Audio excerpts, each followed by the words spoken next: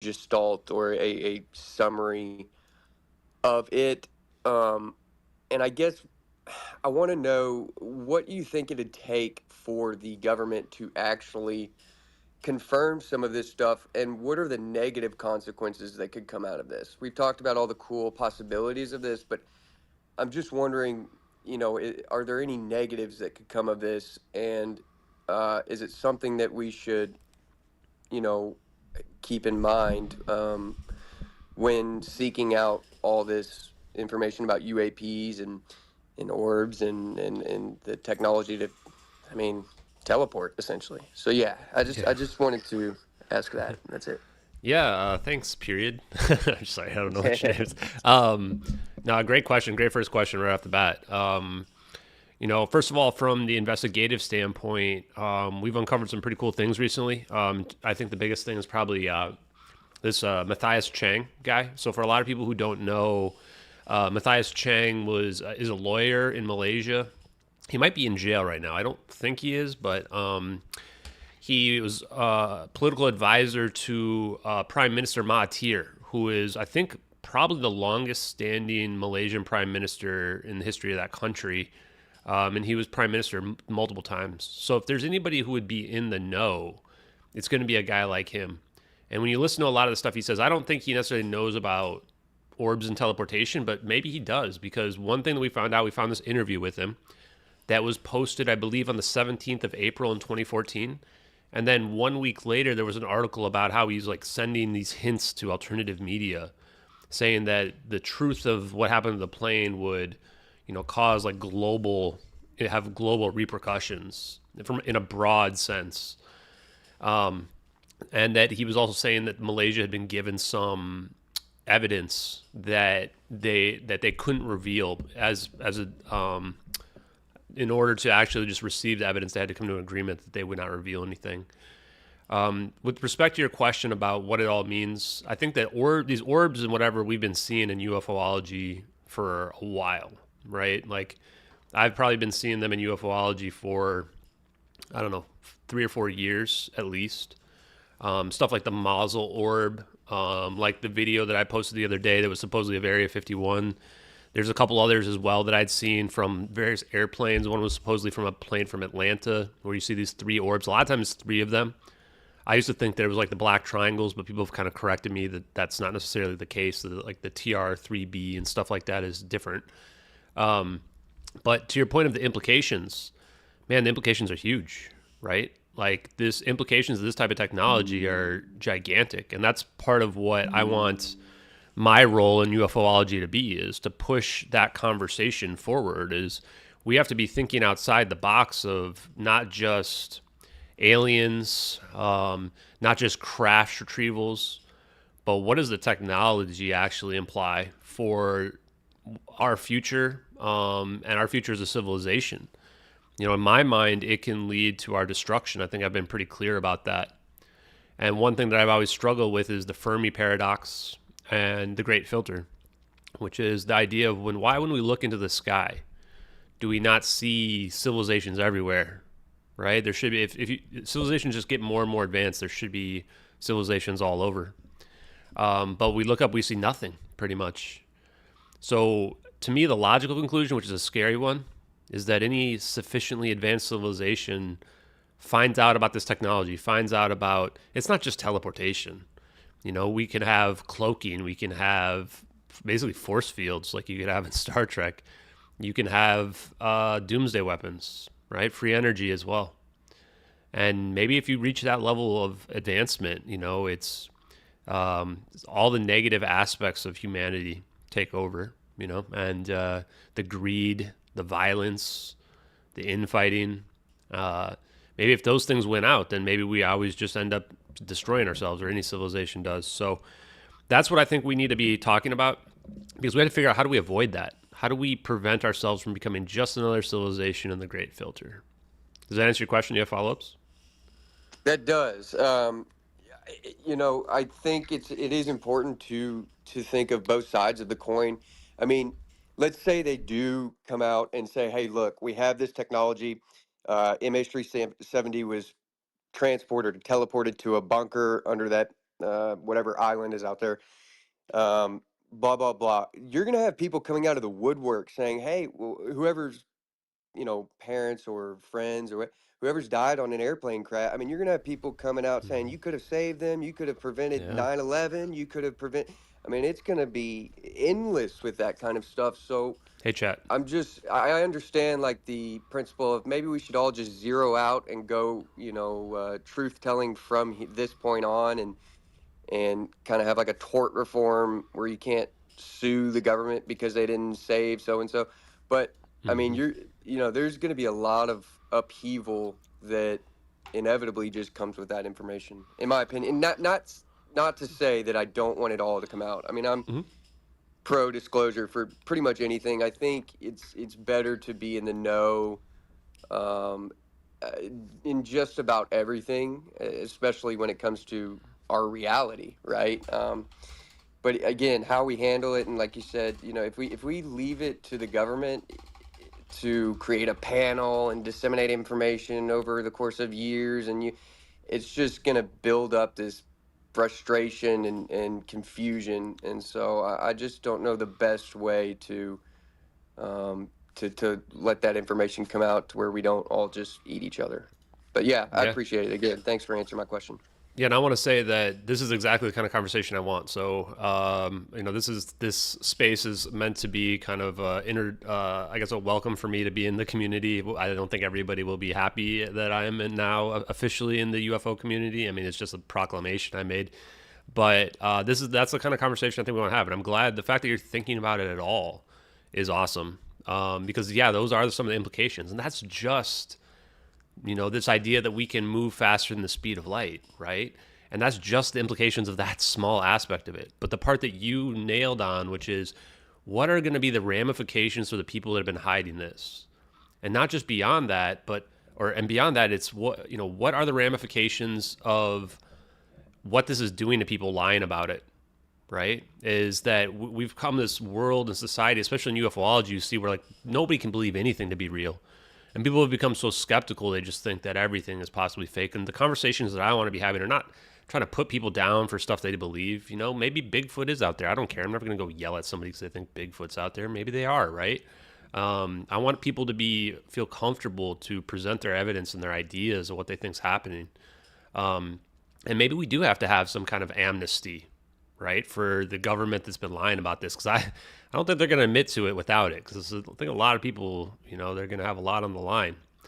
Um, and yeah, people will say like, why don't you come and save my plane, right? Why don't you save this or that? Or I mean, the bigger part is like, why are you not giving us free energy, right? Why do we have people homeless on the street when we have enough energy and power where we could just, give everybody somewhere to live? And I think that a lot of those geopolitical implications are just so large that, part of it's probably the elites who are trying to keep that technology for themselves or what have you. But the other part of it is like, just think about how do you even begin to disclose some of that stuff, right? It's just so paradigm shifting. And I want to go ahead and at this point say, if people want to come up and speak, just go ahead and request. I want this to be a somewhat open forum. This isn't necessarily just about MH370 in general. I'm going to probably end up hosting more spaces where people just talk about aspects of UFOs, conspiracies, aliens. I'm just going to call them like they are, by the way, as well. I'm done with the UAP stuff. We're just calling them UFOs. We don't need to call them non-human intelligence. We can just call them aliens. Anything else that people want to discuss around the topic and what's out there. So I want this to be kind of a space where people feel comfortable discussing those types of aspects and implications of it. And I also don't want to be typecast as a MH370 guy, although I like to think that I'm at least somebody who's trying to push that conversation forward as well, because like I said in my message today, that's what I want. I want to get truth and justice for the families, right? And I don't think that can ever happen until we get the disclosure that we need from these other aspects as well. I also want to say that I'm not necessarily going to be, I'm not trying to replace anybody that's out there. I know a lot of people think David Grush is their hero. He's my hero too, is the honest aspect. Like I think that what he says is true about UFOs, also probably about alien bodies as well. And I think that just if you look and you see how he's been treated, you realize that it's a tough road we've got here. You know, we have a lot of people that we've got to slowly convince that this type of stuff is real. So, what else do we have out there?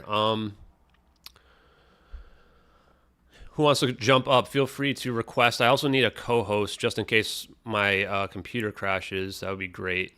But while we're waiting for that, Dot, did you have any other thoughts on that front? Because I thought people were asking. They thought you were pretty introspective there. I'm also live streaming at the same time here. Well, this is something that I think about a lot, arguably too much, but I know that there is a facet of this stuff that is with the Department of Energy. Oh yeah. And the free energy stuff, that is, I mean, you're talking about disrupting, trillions of dollars of a part of the economy and world trade Mm-hmm. but let's get back to the stigma. I want to address that real quick. Whenever I bring it up to people and friends and family members and my dog, literally everybody else, everyone seems to say that, look, I still got to pay my rent tomorrow. Uh, I haven't seen any proof or, why haven't they landed on the White House lawn and stuff like that? And there are certain Mm-hmm. people that you're just not going to be able to get through. And those people are fine. They're happy. They're comfortable. They're in a routine that they want to stay in, and that's great. And I think, pushing this subject too hard um, may have the opposite effect of what the community would like. But at the same time, I mean, people have been researching and going over this stuff for decades. I mean, there are a lot of people older than me and older than yourself that are like, finally, at least we get some traction here, and they're ready for this all to come out. And I just want to make sure we do it in a way that is fast and quick and to the point and direct and not dancing around it. But at the same time, I don't want people's heads to explode. I mean, there is such a thing where, I mean, your mind can literally crack, if it's too paradigm shifting, and if it's too heavy, if it's, all this stuff about interdimensional and religions being made up to prevent us from eating each other and this is stuff. I mean, that can really mess with, this state, with somebody's mind, and so I think it's just as important of how we tell and how we get this information out as the information itself. But yeah, that's No, I think you're 100% right. It definitely can break people's minds. I want to introduce and welcome Tupacabra and Red Panda, two of my favorite space hosts that are they're co-hosting me here now. Thank you guys. Do you guys have anything you want to jump in and say real quick? Yo, how's it going? I totally agree. One thing I always try and like a mental game I play with myself is what would quote unquote the reality of the phenomenon have to be to make you, the person listening, like you yourself, not just like a collective you, co-sign like murdering people to keep the secret? Because I do think that has happened, especially since like the 40s, and multiple people who have come into positions of power have like come to that like question in their own mind. So maybe just for the room and just a thing to think about. What would it have to be to make you co-sign the cover up? You know what I mean?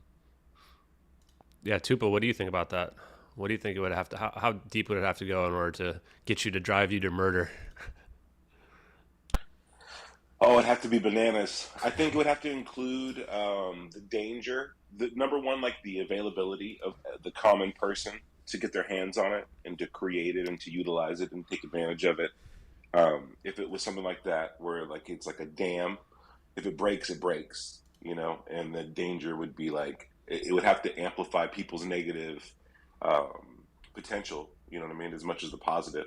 Where I think we often think about like, oh, having this tech would cure cancer, would do all these things, and maybe rightfully so, but at the same time, if it's something that could have anyone who is angry blow up a city block, that's not that great either. So I could see yeah, but the potential for danger would have to be really high. So But I like, always said are you saying that like the weight of the majority outweighs the few? Is that tune villain. You know what I mean? Like it's just all negative intentions. It has to. We have to get the truth out. It forces us to really question that. And I think that's really cool. Yeah, and I'll say some people have told me behind the scenes that people have been killed over this stuff. I've wondered myself, if that's true or not. And I mean, I believe it, but you do like have to think about the question, like what would drive people to do that? And I want to welcome UAP Mike up here. I know that we haven't seen eye to eye, but you are somebody in this community who, has a voice and has been out there for a long time. So I want to hear your thoughts as well. UAP Mike, what do you think what would it take you to justify the government silencing people, let's put it nicely, over this type of topic? I'm curious as your thoughts. First of all, thank you for having me, Ashton. And I like the topics here. This open forum. Yeah. So cover up wise, I would say I think the issue is we see the cover up issue as the public being denied access to information. But I think the real lay of the land is, they're denying information to the public, to the adversaries, and to the alien intelligence.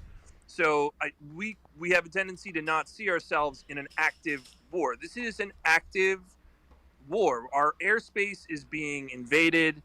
People are being taken. I mean, our nuclear warheads are being armed by these things, very possibly. So this is a war scenario, and if you think of any other time war type scenario, betrayal of information is treason, and they kill you for that shit.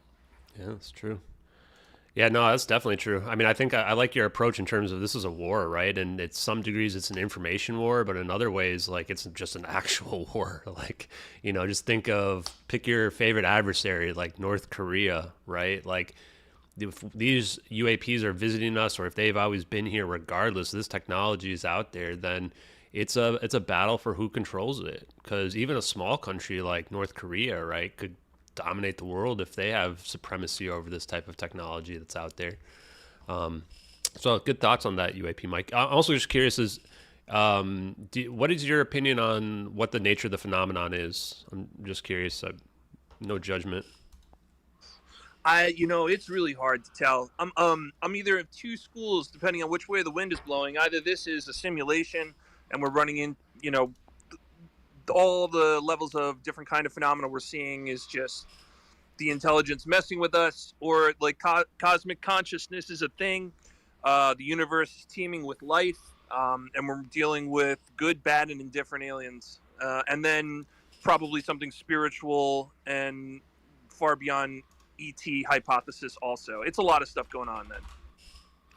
Cool. Thanks for the feedback, and feel free to jump in whenever you want. John Strader is up here, man. Hey, John. John, you were the X Games guy, right? Yeah. Awesome. We got a celebrity here, guys, with John Strader. No. Stop it. Go ahead. What's up, buddy? Infamous at worst. Okay, so I agree with what Mike just said, 100%. So I believe that there is a war going on, and that we're in the middle. And so, but I think that there's nothing that will make me kill for the secret. What would make me personally kill would be the threat to me or those closest to me. I'm not a military person. I'm not an order taker. I couldn't sit there and be ever in the military or anything even remotely close to that, because as soon as you start telling me what to think, how to go, what to do, I do the opposite. So I could never do that. But to me, the simplest reason they kill, the simplest reason is just straight up the money. I mean, this is trillions of fucking dollars. People get killed over nothing all the time. So when I look at the people, all the 19 three-letter agencies and all of the different multitudes of defense contractors and people who have their fingers in the pie, and that's just before we even leave America. So I think there's lots of reasons to kill, and that's the problem, is that because we are trying to use this technology instead of to better the world, we're trying to use it specifically for weapons. And as long as you only have a weapons only focus on this reverse engineering, that's all it's going to be, is killing, more killing. And so that I just don't see how that stops, because it's in the hands of the people who build weapons to kill. That's all it's about. They want to use the technology for murder.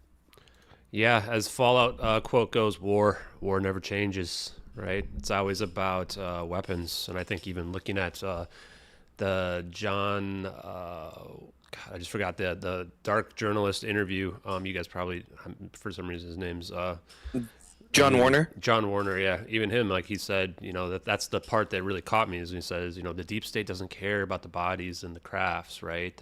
That might just be peanuts for the masses. I mean, maybe we care about that kind of stuff, right? But what they care about is the military supremacy, their ability to turn it into weapons. And I think that's the scary part where we have to kind of overcome that in general. Real quick for my co-hosts, if you guys want to bring people up that are either requests or people that you just want to come up and speak, I want this to be an open forum for anyone who wants to speak, regardless if you agree, disagree, like, or hate me. I think that I just want there to be conversation out there, and I'm glad that we can have that here. Someone from the stream asked, which is somewhat similar, a tangent to what we were just talking about, why do we think the military is so incompetent, the U.S. military in this case? If we have alien technologies, is it because they'd rather make weapons manufacturers rich? And I think that's kind of maybe you guys can tackle that from any perspective you want. Maybe as kind of a lead, and I would say maybe what they're getting at here is, why do we have all these wars out there if we have this kind of technology that's out there? And there is this impression that the U.S. military is incompetent. I don't know if that's maybe just an assumption that we make. Because I don't know that we've been in any major wars really, at least not so much in my lifetime. But what are your guys' thoughts on that? Why is the military the way that it is if we have alien technology that can, basically reshape the world? Yeah, I think it kind of taps into what we were talking about too. I think they haven't solved it. I think they probably know more than us, right? But I think there's still a lot they don't know, and I can kind of understand what they're saying too, with like you don't want your adversary to know what you know or don't know when you're trying to reverse engineer this tech. And if we think about it in the terms of like the Manhattan Project, where Grush and others have said like the framework for secrecy was based on that, they murdered people over that stuff, right? Like the Rosenbergs and whatnot that are executed. So they take that seriously. And to the earlier point too, I was just going to say something real quick. I agree with Mike. Mike's brought this point. I wonder if we reach a critical mass of like knowledge on this stuff, if like we're a farm, right? And then they just restart the farm or something, kind of like a Tower of Babel situation. Like once you get too close, they'll just flip the switch and start it all over. Yeah, the Gurren Lagann scenario for my anime nerds like myself that are out there. I think that one still creeps me out. This idea that we get to a technological maybe singularity or point where it's like, oh, you guys have gotten a little too much technology. You're gonna have to go start you back over from the Stone Age. What do other people think, John? And you guys can either just jump in or put your hands up either way. I try to put my hand up when I can. For me, it's like I feel like that what Red just said, that's a bullshit excuse when they're like, well, we can't tell the American people because then we'll be telling our adversaries. Well, first of all, nothing they will tell us is classified. So they're not going to be leaking to anything that China or Russia don't already fucking know. Those guys have spies in all those agencies. So to use the excuse that they can't tell us anything because they don't want to tell Russia or China, that's just stupid. So I don't buy that ever. I will never buy that excuse. But to me, it's like, look, if you want to tell the American people you're using this, advanced technology to make weapons, well, who are we using the weapons against? Are we making these weapons to just use against more humans? Or are you building technology to fight back against these races? I mean, that's one of the things that Lou did say is like, hey, what if by disclosing this predicates some sort of action on their part? And I do think about stuff like that because, they're here. They're doing shit. There's multiple things here. They're doing shit and they don't want us to know, and they're clandestinely doing it. So, that is sketchy, whether it's the, zookeeper hypothesis or whether it's they're dominating us or we're food or they're it doesn't fucking matter. The point is, whatever they're doing, they want to keep it secret. And so does everyone who wants to be involved. And there's reasons for that. But I don't give a fuck. I think the only way the world moves forward is to move forward and to push through this secrecy. And to me, like, I had a 5-hour conversation with my mom, who's hyper religious and could never have this conversation in the past. But it's just because I'm like, look, we can't keep burying our fucking heads in the sand and just pretending it's not real. And to me, it's like, we got to get past this as a race. And that means there'll be some meltdowns. That means some people's stocks will go down or the oil, whatever. I don't fucking care, because whatever that disruption is better than the apocalypse. And that's what they're pushing us to. It's a fucking self-fulfilling, Christian, dogmatic apocalypse narrative that the people in the Pentagon and the Air Force who believe this shit, they're the ones with their fingers on the weapons. So when you believe the apocalypse is coming because you want to go fly up to Jesus and you're the one with the fucking The aliens are saying it too, though. buttons, then, then you're going to make it happen. I feel like we are pushing ourselves to the brink. What if it's not Amen. up? What if it's not up to us? What if it's up to the NHI to disclose? What if we have no control over disclosure? And two, what if the military has some sort of contract? Well, hey, you can do experiments with 1,500 Americans a year, and you exchange, give us some cool shit that we can protect ourselves with. I mean, those are two scenarios that, That's exactly what Hey, Dot. Can I interject for a second? Who is the military? Who do they represent? Who pays them? Can you answer me that? that couldn't agree more. It's definitely us, the American people. But, it is also their job to prevent panic. And I think, God damn, you totally took the wrong course on that. No, I disagree. all right, let's hear They it. do not represent us, you and me, as brothers in any kind of humanistic sense. No. They represent being paid to kill. Period. Think about that. I'm gonna mute myself, but I'm telling you, think about what I just said. The military, the U.S., whatever you want to, they don't represent any of us. Okay, this is a criminal conspiracy with jackbooted thugs who are paid with false money to kill, just like what's going on now and isn't real in Gaza. Yeah, no. Yeah, I mean, that's go ahead, kind of a period. blanket statement, but, there is an aspect that's probably true to that. But I do enjoy being able to go to dinner and not have to worry about missiles flying over my head. So whoever they're representing, it's been working out so far. Yeah. Let's go to some other thoughts. Hermes, or I don't know if Hermes or James is up. We'll go Hermes and then James. Go ahead. Also, we have a lot of requests, so we're cycling through people. So just FYI. Oh, hey, thanks. Yo, hey, Ashton. I think this is the first time we've actually talked. I don't know, but it's good seeing Red Panda and Tupa as well. Yeah, I just wanted to comment on something that Depeche asked earlier about the military, why the U.S. military seems incompetent and why it doesn't seem like this technology is getting promulgated out. Now, I'm a vet, and I served in the Canadian Forces for over a decade. And I've had many interactions with the U.S. military, as I'm a specialist when it comes to weapon systems. And we used to help there's something called the SCC Sub-Commander course that happens like almost every year over near in San Diego.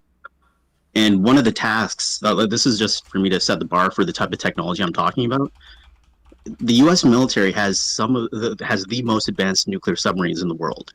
And they're supposed to be completely invisible, completely silent, and undetectable. Now, for them to pass their sub-commander course, they have to get away from me, a Canadian with a CANTAS, a Canadian Total Array Sonar Sensor, that is able to detect those frequencies that are supposed to be invisible to your military. Now, this is where we get into an issue with technology and the loss of that technology. Most of the stuff is getting scrapped now. Most of these old analog systems are all being replaced by digital systems that no longer can actually operate within the power ranges that they need to operate within. And it's a very concerning situation because everything's gotten so specialized that for example, the U.S. military has vending machine technicians. Their only job is to fix vending machines. Like, that's insane.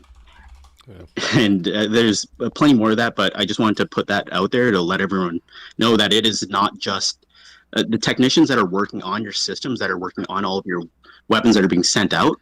We've all been pushed out. We've all been taken over by private corporations where they bring in specialists to replace us. And that's what's been happening. So all these guys that I know that are old hands, that are masters at their trades, are all just watching on the sidelines, and we're all screwed over because we can't get help through veterans agencies. And this is how they tie us up. So we can't, there's not much we can do because our own NDAs just screw us over. And we want to help, and I'm talking to a bunch of people, and we're trying to figure out what to do. But that's the best I can get for that stuff. I hope that straightens stuff out for you guys. Yeah, a couple of points I want to bring up on that. One is, first of all, this is part of the reason why I respect veterans so much, and I work with them all the time. Actually, it's part of my real job. Is that it's a tough life. I think that just as kind of dichotomy from what was said earlier about the military is trying to kill people in the business of killing people. It's got to be tough because you got to remember there's individuals on the front lines who are the veterans, right? And this is why they have such, and to some degree, such issues from a psychological perspective. Is that it's not just this body, the military. It's made up of individuals who have to carry out these orders and do things that in some cases are going to be morally gray, right? Right. And so we got to remember that, So yes, while it's easy to just vilify all of the military, we have to also remember that there's individuals in the front line, and then the corporations too. It almost becomes like this dystopian future where these corporations, especially these ones that are like Lockheed Martin and Boeing, and I couldn't have realized how many there are. Northrop Grumman. You guys can probably name a few others as well. Battelle Institute. These are all companies that are getting billions of dollars from the government. This is why we can't pass any audits, right? Because we can't tell people what we're investing in, etc. So Hermes, good thoughts on that. Does anyone have a response before we go to James? If not, James, go ahead. Hey guys. I'm also just jumping down. Sorry. Cool. Thanks, Hermes. Yeah, I just wanted to throw my thoughts in there. I've been listening to a lot of Tom Bearden talk about this, and I don't know if anybody listens to American Academy, the YouTube channel, but they had a recent one where they were talking about the anomalies and the connection between spiritual experiences of different Christian, I can't remember, monks or something like that from the past. But my understanding of this is that the way to bring everything out, whether it's the free energy or whether it's the phenomena, is basically just to let the floodgates open.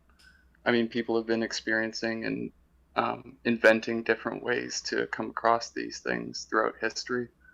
I think that if we just get a couple cracks in the dam, everything will come out. Yeah, no, I agree. I mean, it's to the point too, right?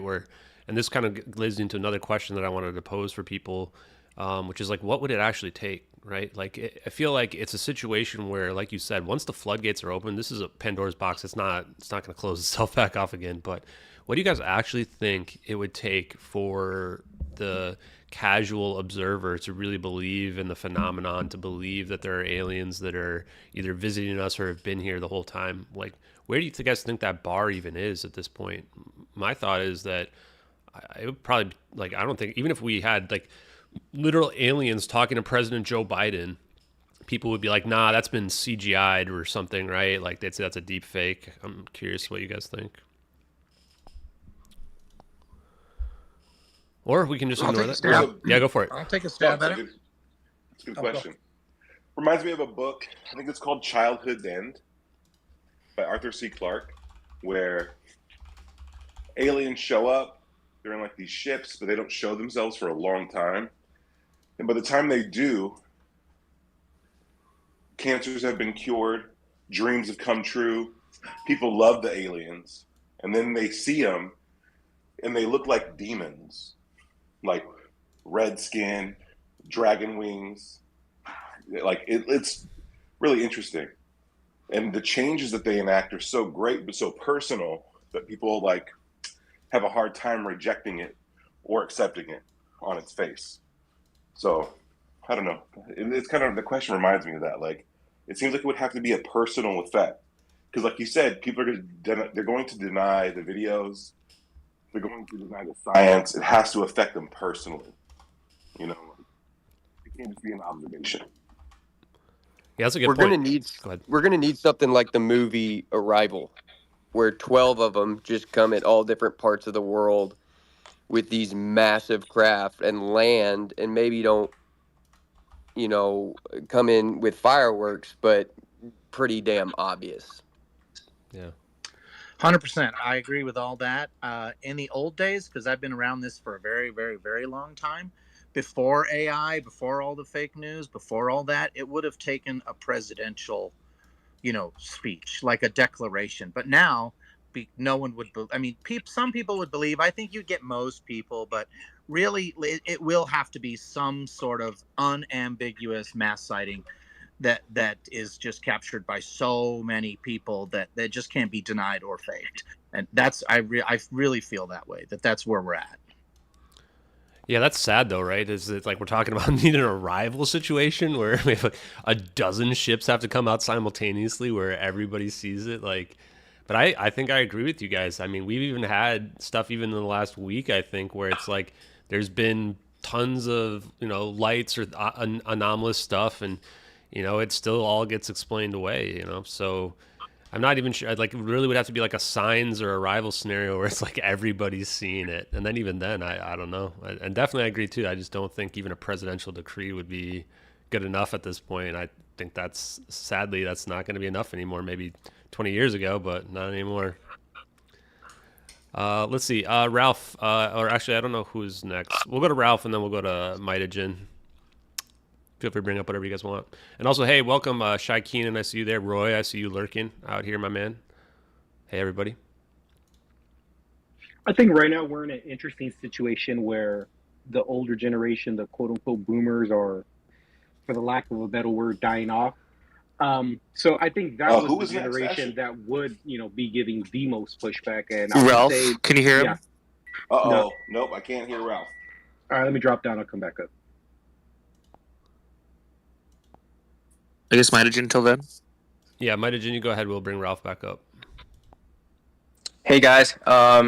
So what I think is going on with like the weaponization of the technology, it's kind of like a fulfilling prophecy. If you take the tech and use it to build more powerful weapons, that's only going to make adversaries more cagey and more wary of your actions.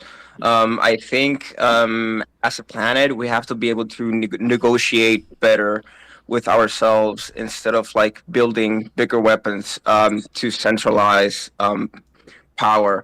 I think the people that are working in these technologies and developing the weapons, they operate on fear of not being able to negotiate with adversaries.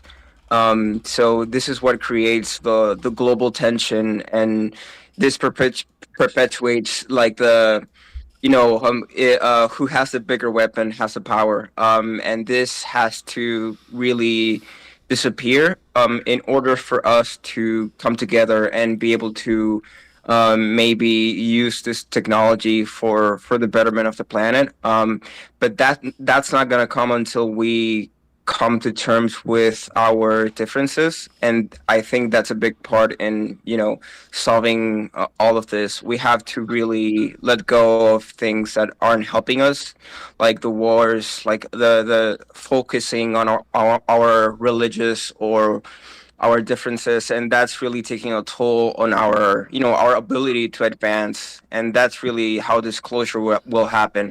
I think it will happen when we really realize that we don't have to go to war, we don't have to fight against each other. I think once we do that, once we're in that state of consciousness, we're going to be able to go up in like the ladder of being able to accept that there are beings out there, and there are beings out there that may be evil, and there are beings out there that may be good. I just think that we have really basic things to resolve, like violence, in order for us to advance. Do you think that's reasonable? Do you think that'll happen in anyone's lifetimes? And because it's really like I don't. Go ahead. Yeah. how I see it right now, I don't see it happening with the current state. But I think that the first step is to let know people that they have more power than they think. The second we decide not to go to war, the second we realize that we really have the control, and the biggest psyop is that we think that our leaders, quote unquote, or our oppressors have the power. It's just because we are failing ourselves to really use our power how we should use it. Right now, people are focusing too much on the bullshit, and we have more power than we think. And if we do use that, we can shorten the timeline for claiming our place in the planet and in the universe. Yeah, and I was going to say that maybe the technology is one of the avenues to that, right? Because if you tell people, hey, here's this technology that can reshape the world, that can change your circumstances, like I think what people were saying earlier is, you make it personal, you make it about them. Well, here you go. Here's room temperature superconductivity. Now you can fly around on hoverboards and hover cars, Maybe if we, get to that route, then people will say, oh, okay, well, I guess, sure, aliens can be real too, and we can find a common purpose and realize that all these wars that we're fighting in are just young people dying for no reason. But I don't know, just a thought. Yeah, I agree. I do think that something like that could work. But also something that we should pay attention to is we have to release the tension from our leaders and from the people that think that, for example, some people you can't negotiate with. So that's the thing that happens when you think someone is so unnegotiable, that your thoughts radicalize and you think that the only way forward is to do something really radical, like make a really powerful weapon so you can control the other people. And we have to let go of that thought and be able to want to at least negotiate with other people and adversaries and people that we deem as unnegotiable, so we can come to an agreement of just at least non-violence. I think that's the first step. Yeah. Sadly, we don't go to war because we have to normally. We go to war because we want to. And until that changes, I mean, good Lord, it's going to be tough to get that out. Yeah, we go to war for money too, right? Because companies want us to. Even the days of Bush in Iraq, it was all about Halliburton making, millions of the company's names change, but the story stays the same, at least out through my life. Hey, welcome Keemstar to the chat. How's it going, buddy? Nice to have you here. Good. I just literally got here, so unfortunately I can't add to any conversation because I didn't hear it. But thank you guys. Yeah, no, we're having a little welcome to the UFO community, and the reason why I didn't really necessarily need you to opine just yet, but you've been somebody who has used your influence to kind of get insights now into this UFO community, which is why I kind of feel like I have a little bit of a kindred spirit in that sense, where I'm also kind of new to it. But I think that's what we need. We need people who are large influencers out there getting involved, listening to these conversations, because it takes people like that in order for the masses to start to believe that, there is maybe something to this. So just wanted to thank you real quick. And let's jump over to Ralph. I think you were talking before. I got a quick point I want to make. Oh, yeah, go jump in. Just real quick. I hear this often, this idea that, like, humans must fight their nature in order to, like, overcome, our violent behavior or our evilness or whatever. And it sounds like repackaged original sin. You know what I mean? Like, this concept that, like, humans were made flawed and we have to, like, always try our best to attain a higher position. And I wonder are we, like, anthropomorphizing this concept of what these aliens could want? Like, our warlike behavior might be the best thing about us. If we don't know, right? Like, it could be the thing that keeps us alive. But yeah, I wonder, are we putting too much of our own ideas and our own judgments about ourselves onto aliens? Yeah, maybe we're the Imperium in Warhammer 40,000 or whatever, like the bloodthirsty monsters. But maybe our aggression and our violence and our anger is a virtue in the dangerous universe that's out there, So I think that it is important to think of it from all perspectives. A lot of times we want to think, peace is great, right? But what if that makes us vulnerable? We should also be cautious of that as well. And we should also think that, oh, maybe this is what the military is thinking in terms of why they're hiding it. Is like, maybe they're like, oh, let's just say hypothetically there is beings out there and they are super advanced. It's like, okay, we better catch up. We better figure out how this works, right? We better be ready. I don't know, just good thoughts there, Tupa.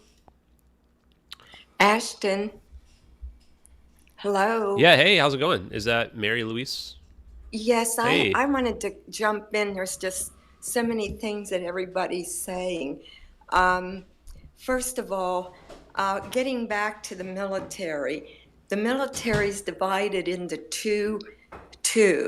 There's the military that's working for the good, and I don't want to get political because I don't want to do that, but one that was working and very closely with Trump.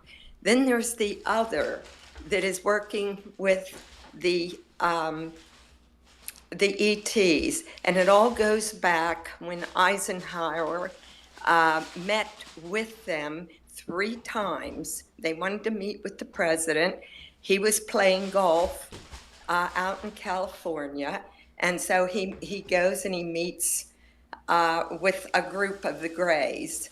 And then that they didn't sign because he wanted wanted to abduct because their species is dying. So they want to, have more of themselves because they're coming from a planet that I guess is dying, and they want Earth because that's they want to conquer and divide and conquer. That's what their agenda. They have a big agenda. But anyway, on the third time that he met with them, it was at Holloman Air Force Base. I think it's an Air Force base. That's where Greta Treaty was signed. And they didn't they didn't do what he wanted them to do. He said, I want a list of the people how many people that you're abducting.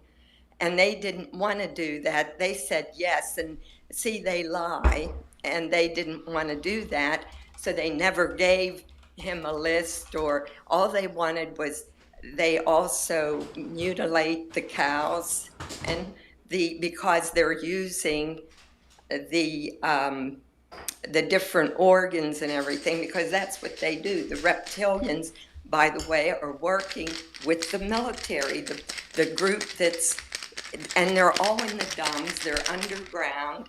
Dulce is where the DNA, all you have to do, they're doing things on our, DNA to create hybrids.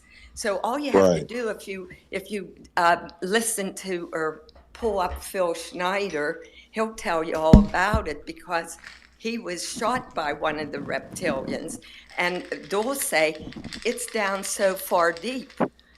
8 levels, and there's the 8th level is where the reptilians are, and that's the worst part of Dulce, and that's where he was, I think, shot. But and they live off humans, the adrenal glands and the organs, and I know. Just I real quick, can I ask a quick question related to that? Because you got a lot to unpack here. But what I want to ask is, what do you think we should do about all of what you're telling us about right now? Like, what do you think our approach should be? Ashton, I have been following this for 20 or 30, well, more than 20 years, 30 years, and I've followed different people, and I wish I could say what right now the reptilians, that's what they want. They want Earth, and really we're Martians because that's why Mars there was a big battle up there. So they lost Mars. So the Anunnaki, so they come down here, and so what we're the slaves, and they're the ones telling us what to do, and a couple of your speakers there were right when they said that that they murder, they kill. If you don't follow what they want you to do, they'll just get rid of you. A lot of our military have been killed because of them. And they're not, we have good, there's good ETs like the Pleiadians, but then when you talk about the Dracos, the Dracos are the serpents. They're the ones, they're the reptilians that actually look like, you know, they have the scales. Some of them shapeshift, not all of them, but some of them do. And they have the scales, they, you know, and they have an odor. They say that level, that 8th level of dulce is terrible. And how they even eat the humans, it's some of the organs, but there'll be vats. I followed one person who actually was in some of these dumps, and he said there's vats, huge vats of blood. And this is the blood they take when they do the killing of the children or adults or whatever. This is when some abductees are, they erase their memory because they don't want them to come back. When they bring them back to wherever they abducted them, they don't want them to reveal. But a lot of them, they don't do a very good job, I guess, because I've seen a lot of documentaries with abductees, and believe me, they said, well, it's the Barney Hill, remember, New Hampshire, husband and wife that were taken up, and both of them were assaulted. And Mary, we're very familiar with the Betty and Barney Hill case. Now, before we crack into an entirely new case, though, is it cool if we get to some other hands? I think you might have sparked some I want to know what Keemstar thinks about the Dracos and the reptilians. Okay, the Dracos. Sorry. So, Mary, I appreciate it, but we're gonna go to some other hands real quick, and then we can come back to you. Keemstar, go ahead. I was gonna say, I mean, extraordinary claims require like extraordinary proof and all that.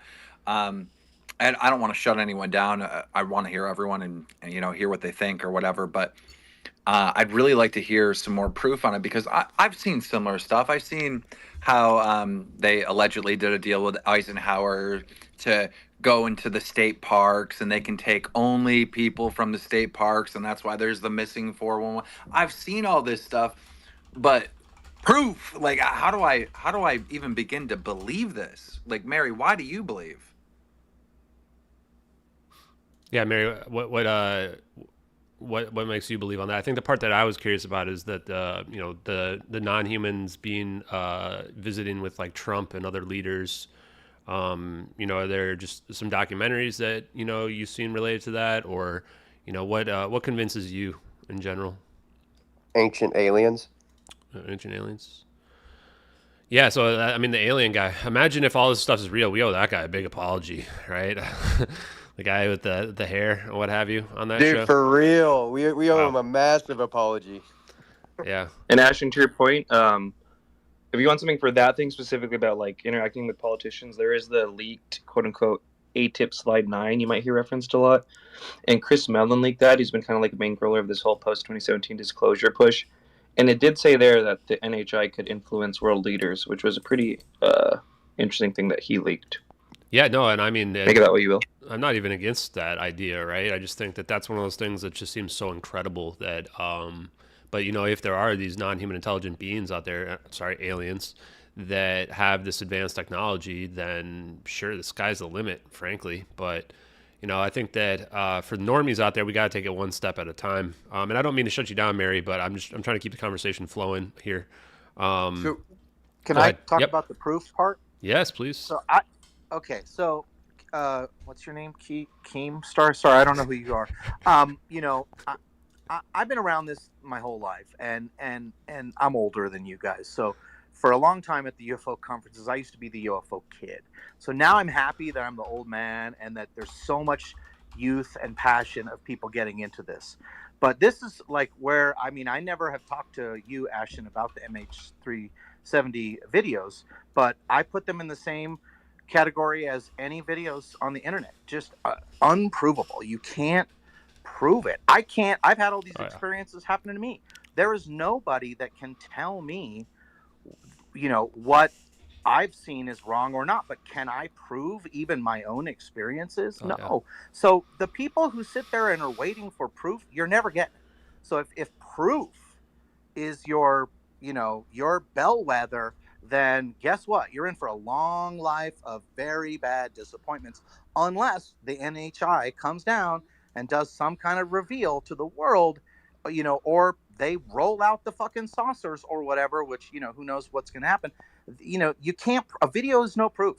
I don't, unless you were, even if you're the one videoing it, it's still like, you can't prove it. There's no proof. And so that's always been my problem with this, is like, I can't even prove my own things. So, how do we get proof? I just don't know.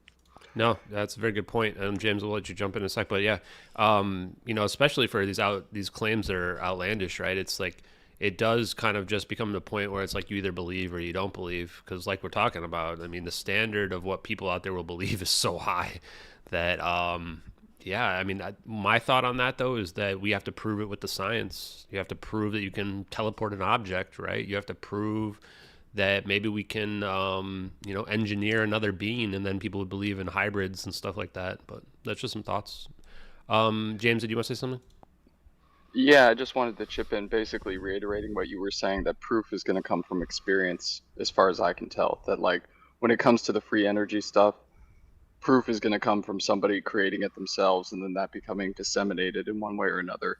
Proof for NHI is going to come through experience, whether that's CE5 or whatever you think the method is. That's my piece. Yeah, it's proven to me, but I can't prove it to anybody else. Yeah, no, I'm with you. Let's get some other hands. We got quite a few hands up. I don't remember who was up first. Mitogen, go for it. Hey, so I wanted to talk about the debate of if we are ready to go into the cosmos as a species. So my belief is that there are NHI that believe in our ability to do so, and there are others that believe that we should stay in Earth or on Earth because we're so dangerous. So what Chupa said about being a warrior, or like the ability to being violent, and maybe that's a good thing.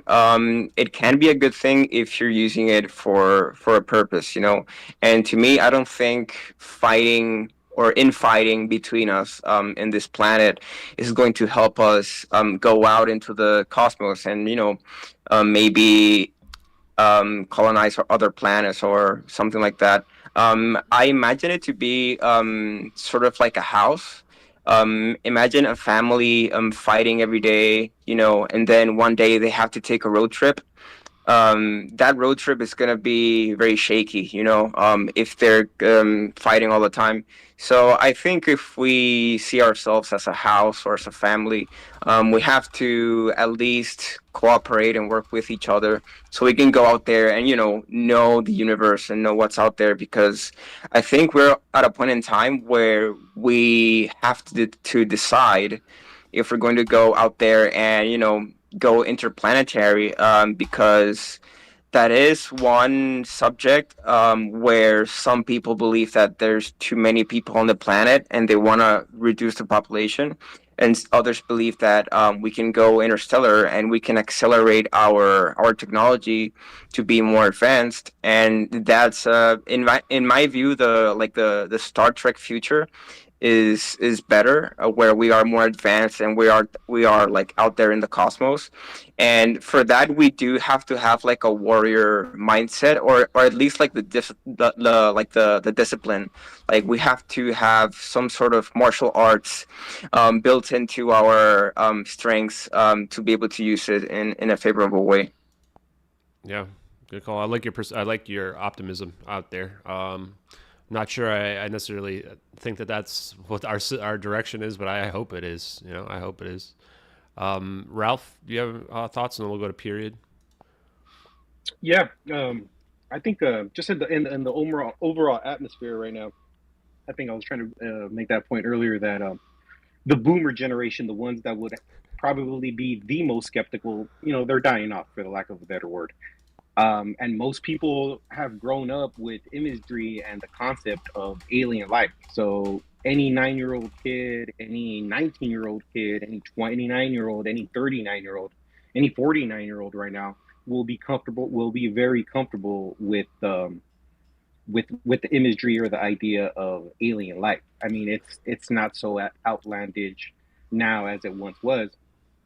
But then that puts us in the interesting situation where we have, some physicists that support it, like Drake, and he proposed the Drake equation, and then you have, equally good arguments, not necessarily against, but good questions like the Fermi's paradox. But you did mention it earlier, where if we're developing that technology now, why wouldn't it make sense that a species and intelligent life that was here before us? Because keep in mind the universe, the updated date now is 27 billion years old instead of the 14. So added those extra 10 billion years of possible life, it stands to reason, that life probably got kicked off a little bit earlier. And there are some that are already a little farther along the block than we are. So if we are able to quantumly entangle particles now, teleport them, it stands to reason that someone that's a little farther along is probably doing that at a larger scale. So if we're doing it on the subatomic and the atomic scale, it stands to reason they're doing it on the macro scale. Yeah. But I think the little bit more finesse to it, and when I say finesse, a little bit more of a refined theory that kind of makes both sides happy is instead of it being extraterrestrial, what if they're ultra terrestrials, in the sense that they're not coming from another point in space-time, meaning another location in this universe. They're just coming from a different dimension within that space-time.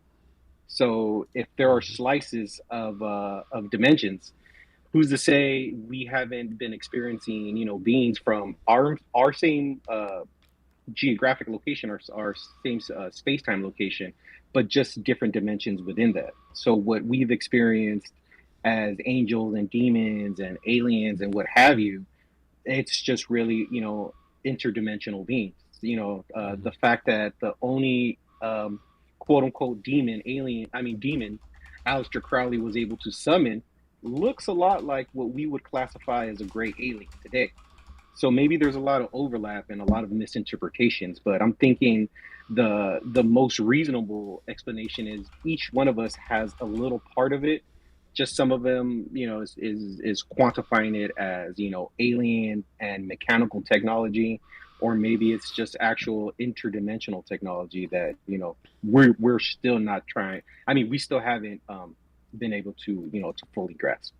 Yeah. So a few things I want to comment on there. First thing I agree is that the old guard is dying off, right? I think that and I don't mean this in an offensive way to anybody who's older. I consider myself to be partial boomer, actually.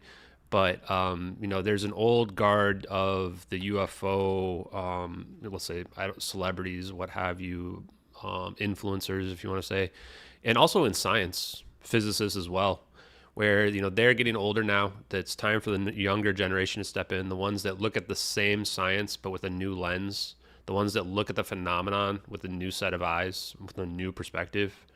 And I think that that's another thing that I want to help herald in, is that we need some fresh eyes looking. It doesn't mean people have to become obsolete, but I mean, I think that if people want to still have influence in the sphere, they need to be able to adapt to new ideas and new beliefs around the phenomenon and the science.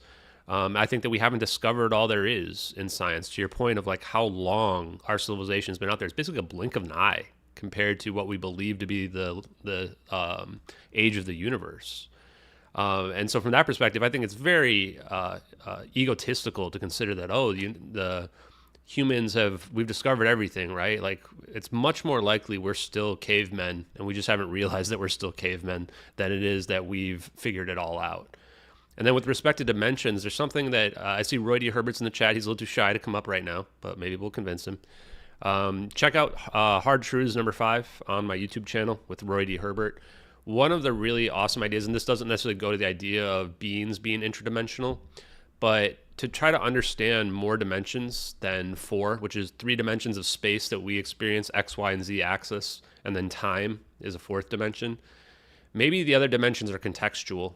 Maybe it's a matter of understanding kind of how those 4 dimensions can be manipulated and warped in a context perspective.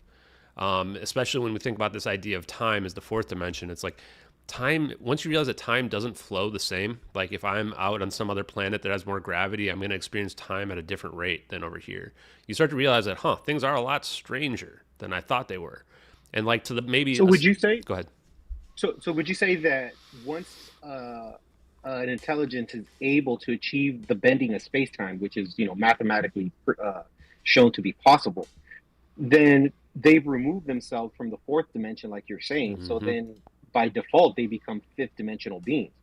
Yeah, and that's really just a matter of what do you define the fifth dimension to be, right? But that's kind of what I'm getting at too, because the idea, especially if you can control time, is like, why would another race that didn't evolve on this planet, evolved on a completely different planet with its own set of circumstances, they might not even experience time the same way we experience time. Like, think of like the Ents in Lord of the Rings, where they're like these trees that experience time at a super slow rate, right? Like, how would we even interact with beings like that?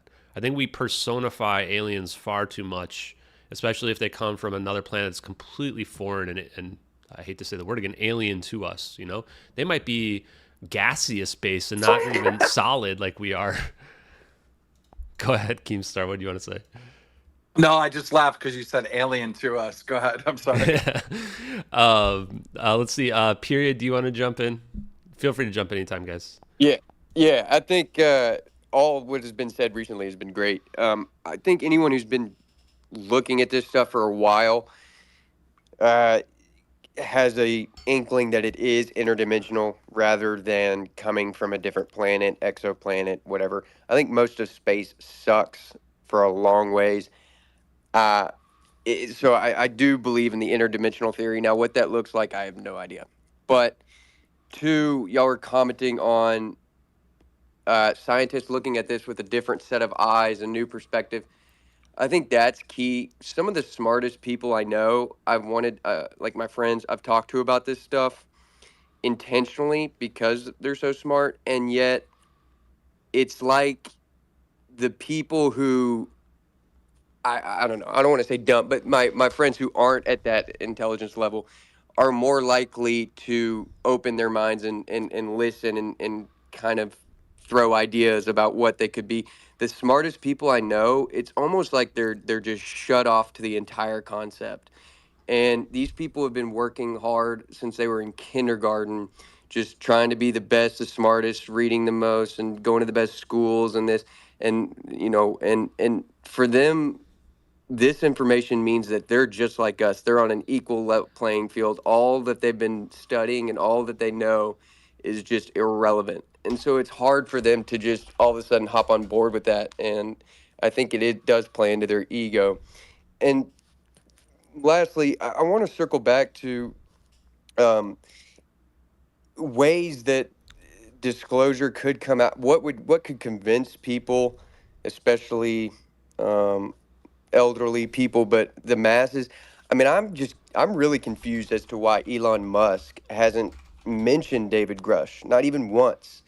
In fact, Elon has said, if there are aliens, I would tell you, and there's not. And so he's almost not, and there's no way that he's not aware of all of this stuff. I mean, if he has That's a handler, answer, bro. I'm just, if he were to come out and say, and have an interview with David Grush, or, hey, I spoke to David for 4 hours, here's what I got from it. And, I think you'd have a lot more modern ears listening and opening their minds. But Hey, yeah. Doc. So think about this. What is his technology based on? Ancient Nazi rocket technology. If UAP is real and we have the technology and we're doing it, then his entire business model is worthless. So even if he knows, he can't ever be pro-disclosure because he's not one of the legacy, aerospace companies that was given an advantage. So Well, I couldn't agree more, but at the same time, listen, we're talking about the richest man in the world. You think he gives a fuck about a $20 billion Yes. rocket company? Well, what's he? Yes.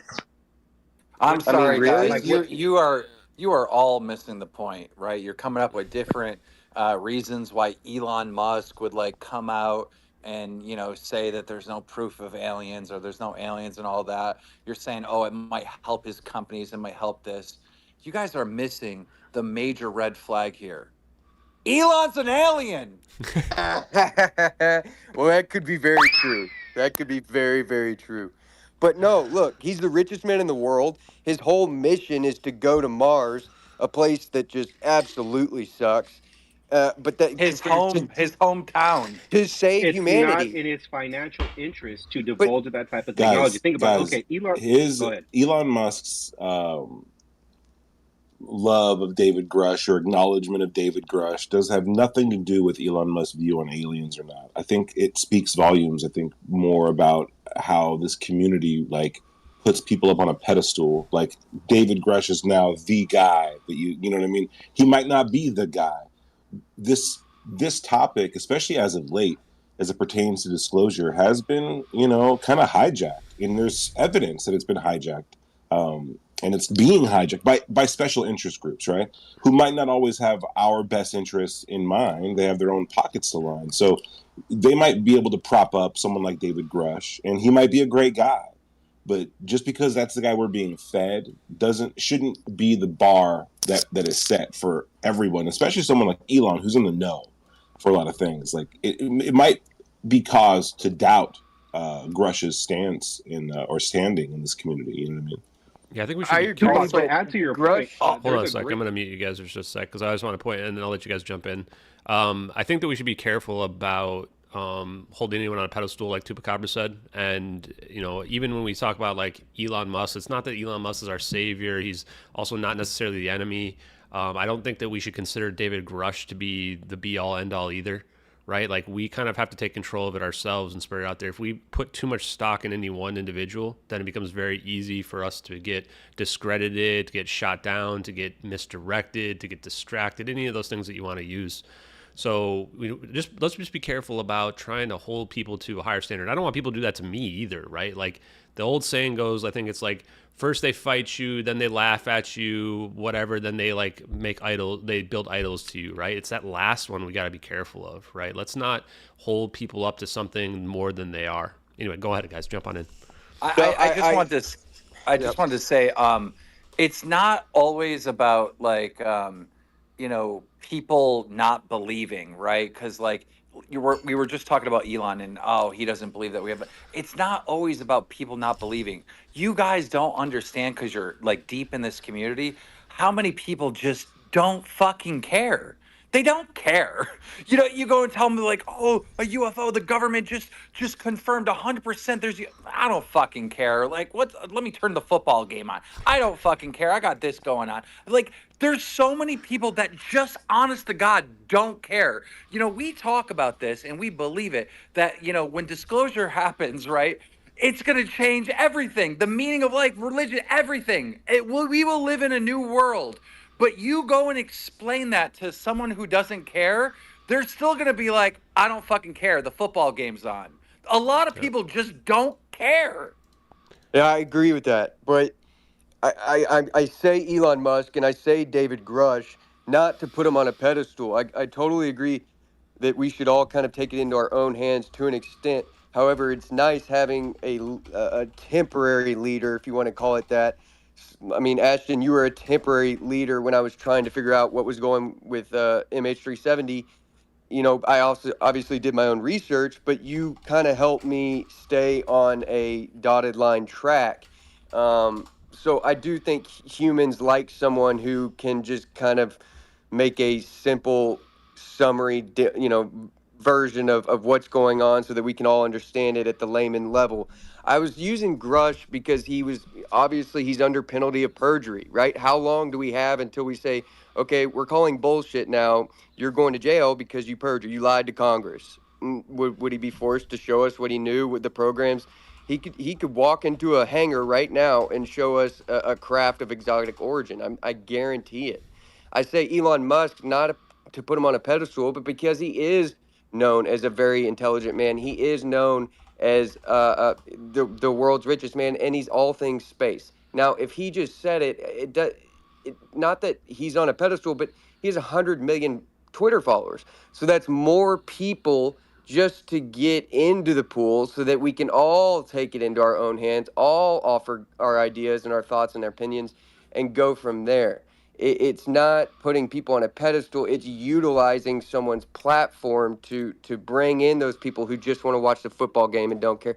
I think we're kind of on the high dive, looking down at the pool, and as soon as whatever, I know some people will say we're in disclosure, but as soon as the big bang disclosure moment happens, falling into the pool, then you got more people caring. I really do believe that. Yeah, and let me respond to that too, because I think that I totally agree with Keemstar's point, and I know it because I've experienced it. You know, I've brought it up, and my parents and family all look at me like I'm a crazy person, right? And this isn't just recently. I'm talking like 2018, when I'm like, yeah, the DoD said those videos are real, and like we know UFOs are real, and they just look at you like whatever, right? There's this stigma out there, and that might hold people back, like Elon Musk, from saying anything about it, because I think it's more than just using your platform. To some degrees as well, it's like we have to have our conscious rise to a level where we're ready to talk about it. We're ready for it to matter. And like Keemstar said, for a lot of people, it's just not that important to them. Like my dad tells me, even when I bring it up now, is like, how has that changed my life? What is that going to do for me personally, right? So yes, I agree. We do need to be able to have ways where we can bring it to the masses. And that's part of what I want these kind of conversations to be able to do and what I try to do. But at the same time, we can't force it on people. Just look at how people have reacted to the investigation that I put forth and the hostility that has come from that, right? If that's the outcome, is this hostility, if we try to force it onto people, then we have to be very careful about it. And maybe the government's thinking the same thing. Maybe that's why they are going for this slow acclimation process, is that they need to get people comfortable with the idea.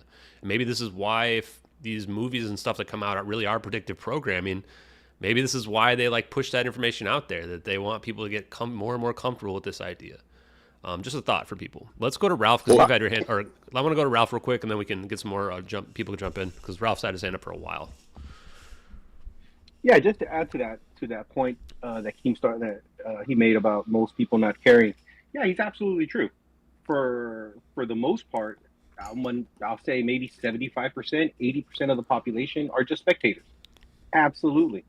History is written by a very small percentage. So let's use the fucking, things that we can, all agree upon.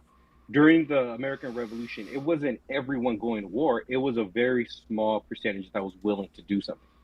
World Wars, it wasn't everyone going to war. No, it was a very small percentage of people that went and, actually did something to change something. And everybody else, was there to either reap the rewards or suffer the consequences, right? If you were in Europe, you were suffering the consequences. If you're in a different part of Europe that was being heavily oppressed and now it's less oppressed, well, now you're able to reap the rewards. But that's, up to fucking, the fates to decide, right? The fucking the chaos of events happening in real time.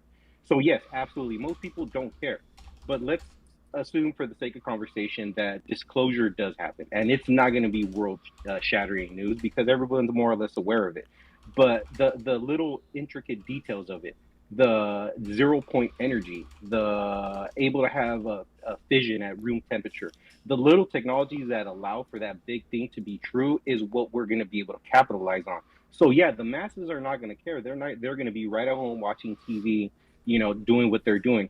But the infrastructure now is fundamentally going to change. So the people that are hip to it and are staying, in tune with what's happening, they're going to know what companies are going to capitalize on that information and who's going to be supplying you your electricity.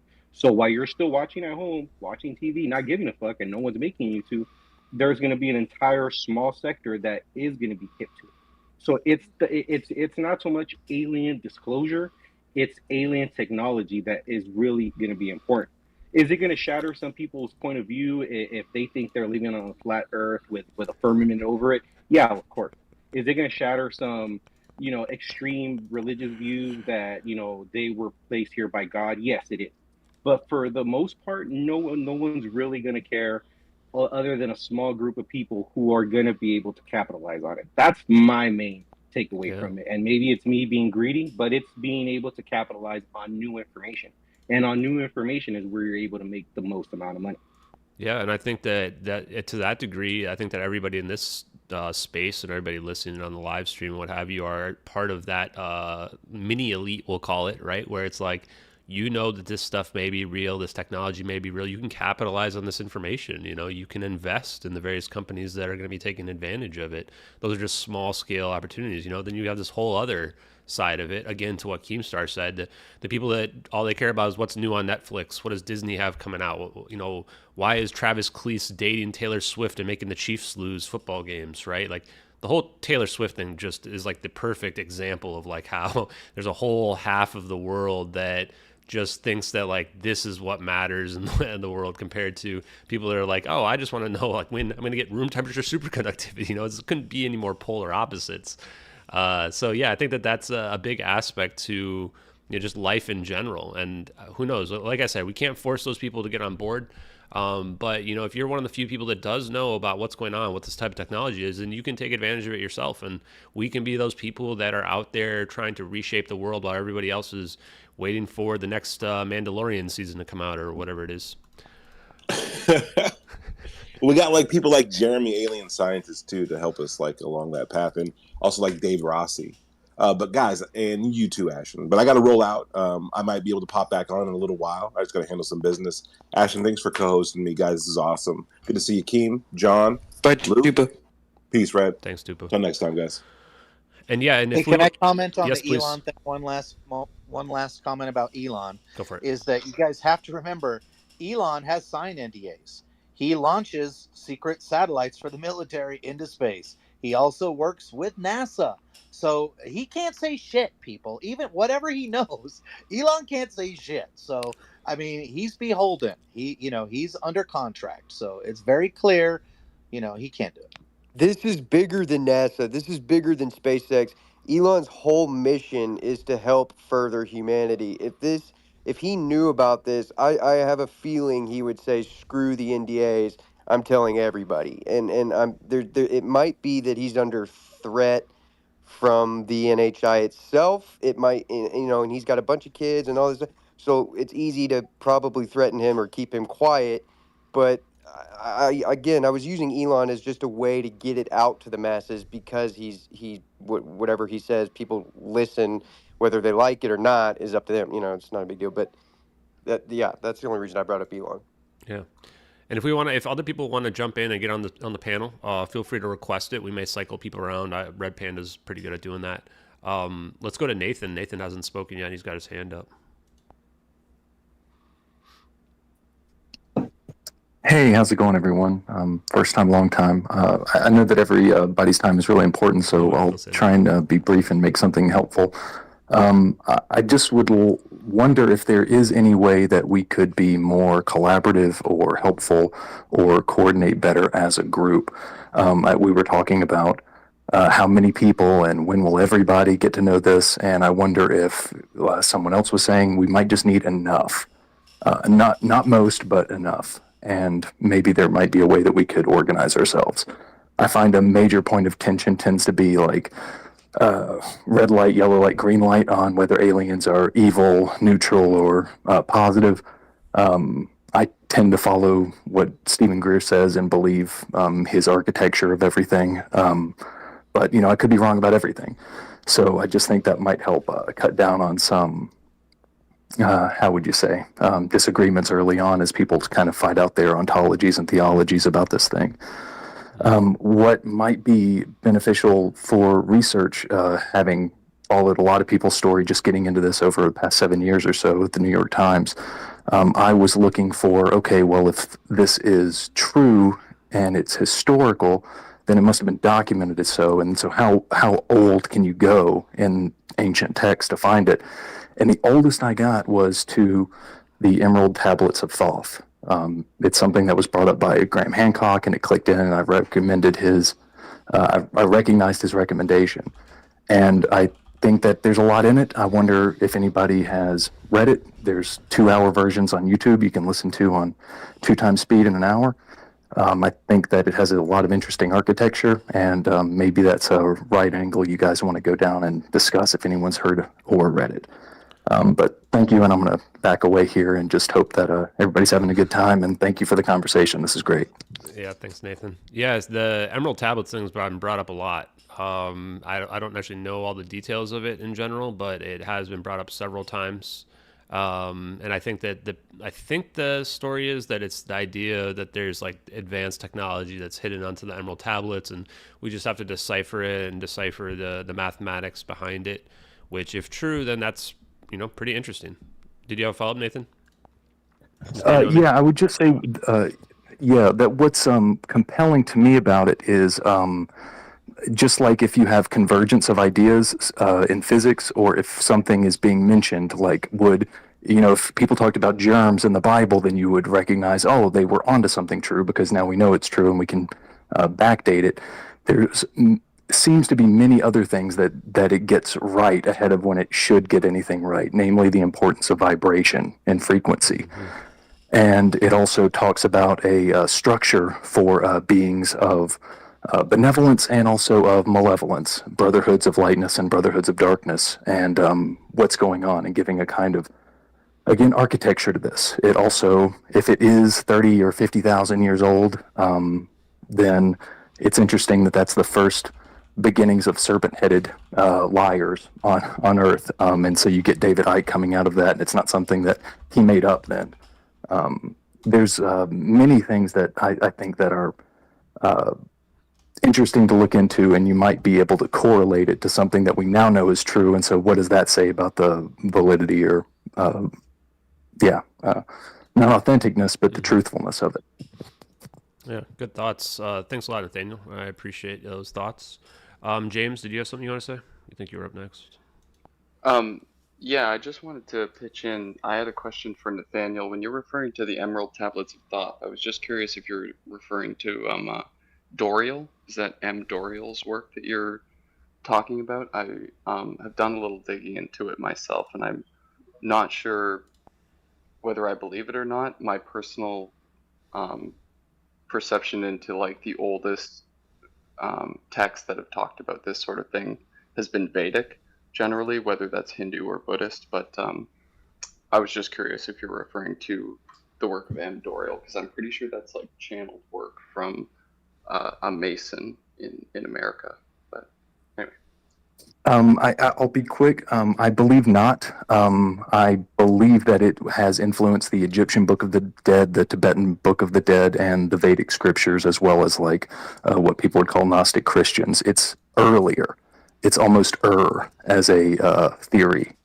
If it is so, but then there's no. The Egyptians believed that it was true, so the conspiracy started, 5,000 years ago, or whatever. Yeah, cool.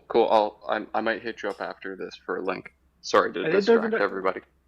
Doesn't that also tie into kind of like the Sumerian tablets and the way Zechariah Sitchin was interpreting them, basic extraterrestrials, genetically modifying sapiens or hominids to create Homo sapiens.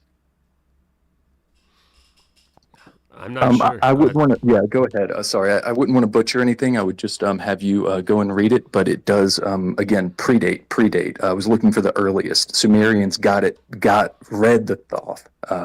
Egyptians read Thoth. It's the earliest as far as I can tell.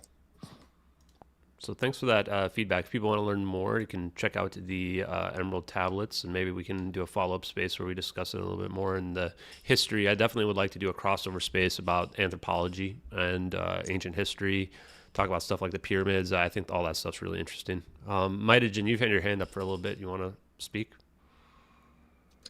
On the organization part, like what we can do, I think we're already doing it right now in this space. I think the here really is free flow of information, and I think free speech is a really big part of it. And I think people on the internet, when they hear each other's voices, they tend to troll less and humanize people, humanize each other way more. And free flow of information is all we need. And as long as we have that, we're good to go. No, I definitely agree. That's why I pay Elon Musk for the privilege of having free speech on Twitter, because I think that's very important. And I think that you can tell, too, there's so much less trolling and condescension, negativity when we speak in person, compared to when we're just hiding behind a keyboard. And I've been guilty of this as well. You know, I think especially growing up in the email age, you know, it's easy to get aggressive in an email, but if you call somebody up, all of a sudden, you know, it's a completely different attitude. So I think that's part of the reason why I want to host more spaces like this, where, just like you said, we can kind of talk it out in general. Quick shift of the topic, and then we'll go to John here as well, is there's two things I want to bring up. One is that Danny Sheehan did an interview recently where he said that there would be an interview with an extraterrestrial being that would, you know, apparently like be real disclosure that might be coming out. Do you guys think that's true? Or, and also, do you think that would even matter? Like, if that comes out, are people just going to immediately say it's fake? Or, you know, would that type of thing actually shift the paradigm a little bit? I'm curious what your guys' thoughts are. John, do you have any thoughts on that or anything else? Or anyone else wants to jump in? Go ahead. I always have thoughts. Yeah. My thought on Sheehan is, you know, I heard the interview, and I didn't hear him say that was coming out, but that he was there, or that he knows a guy that was there when the alien was being interviewed. So but like the alien interview video that's out there, once again, like any video, I just feel like you can't prove any video. So I don't think that's going to happen. But I was very interested that in that same interview, for the first time, Sheehan actually named the races that are visiting the planet. And they're all races, they're all names we know. But people in that world, the Chris Mellons, they'll say there's multiple races or whatever, but they never named them. And so the fact that Sheehan physically named the aliens, to me, was really a big deal. That he just said, fuck it, I'm going to catastrophically disclose, and I'm going to just start saying shit. So that He also said reptilians are attractive. Yeah, I thought that was hilarious. But the reason I popped in and put my hand up is because I do have to go, and I just wanted to thank you, Ashton, for the follow, and just for hosting the space. And of course, Red, you know I love you, man. And all of you people, I don't care what you believe. You're here for disclosure. You're here for the truth. So you're all on the same side as me. So that's the way I look at it. That's the way it's always going to keep being for me. I try to really stay out of people's fights on Twitter because, and I'm happy to fight. Like, I'm happy to scrap if people come at me. But like, for me, it's like, look, I just want us to be together because we're all scratching around the edges of the biggest fucking story ever in the history of the world. And so, like, I'm done with the is it real bullshit, and now I'm like, let's get at it. So that's where I'm at. So thank you guys all very much. Yeah, thanks for being here, John. Appreciate your thoughts, man. And yeah, just as a quick reminder, if you are interested and like what you're hearing from people, go ahead and give them a follow. I mean, this is how we build our communities on social media.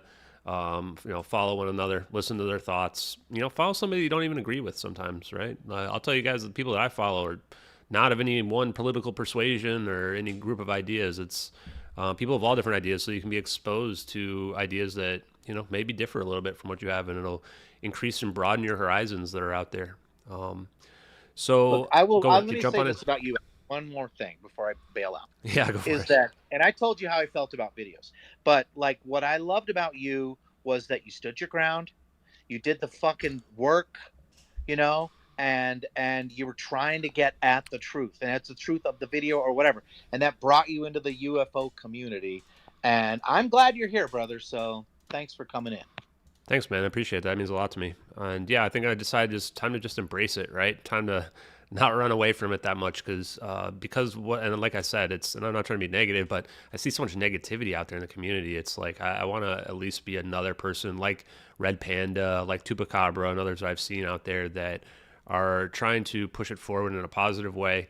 They aren't trying to take advantage of people. I'm not trying to tell people what they got to think, but just trying to help bring enlightenment to a lot of people that are out there. And I think that those messages resonate. So on that front, I want to thank everybody who's in here and everybody who's been following, because I could never have imagined that I would have all these people who are following me in the case and wanting to listen to what I have to say. And it's definitely not about me. So let's go to David Kiefer. I saw you jump up. Did you want to, do you have any thoughts on anything we've discussed or anything you want to opine on up here in the speakership? Okay, go ahead. No, everything's good. I'm just listening. What I wanted to speak about, I've already forgot about. No Thanks. problem, man. So, and I'll bring up another little topic here then. So, the other thing I think is interesting, if we go back to the science aspect of it, is a lot of people, at least what I've seen in UFOlogy, is that if there are UFOs here, that they might be mining materials. And one of those metals they might be mining is like gold and other precious materials.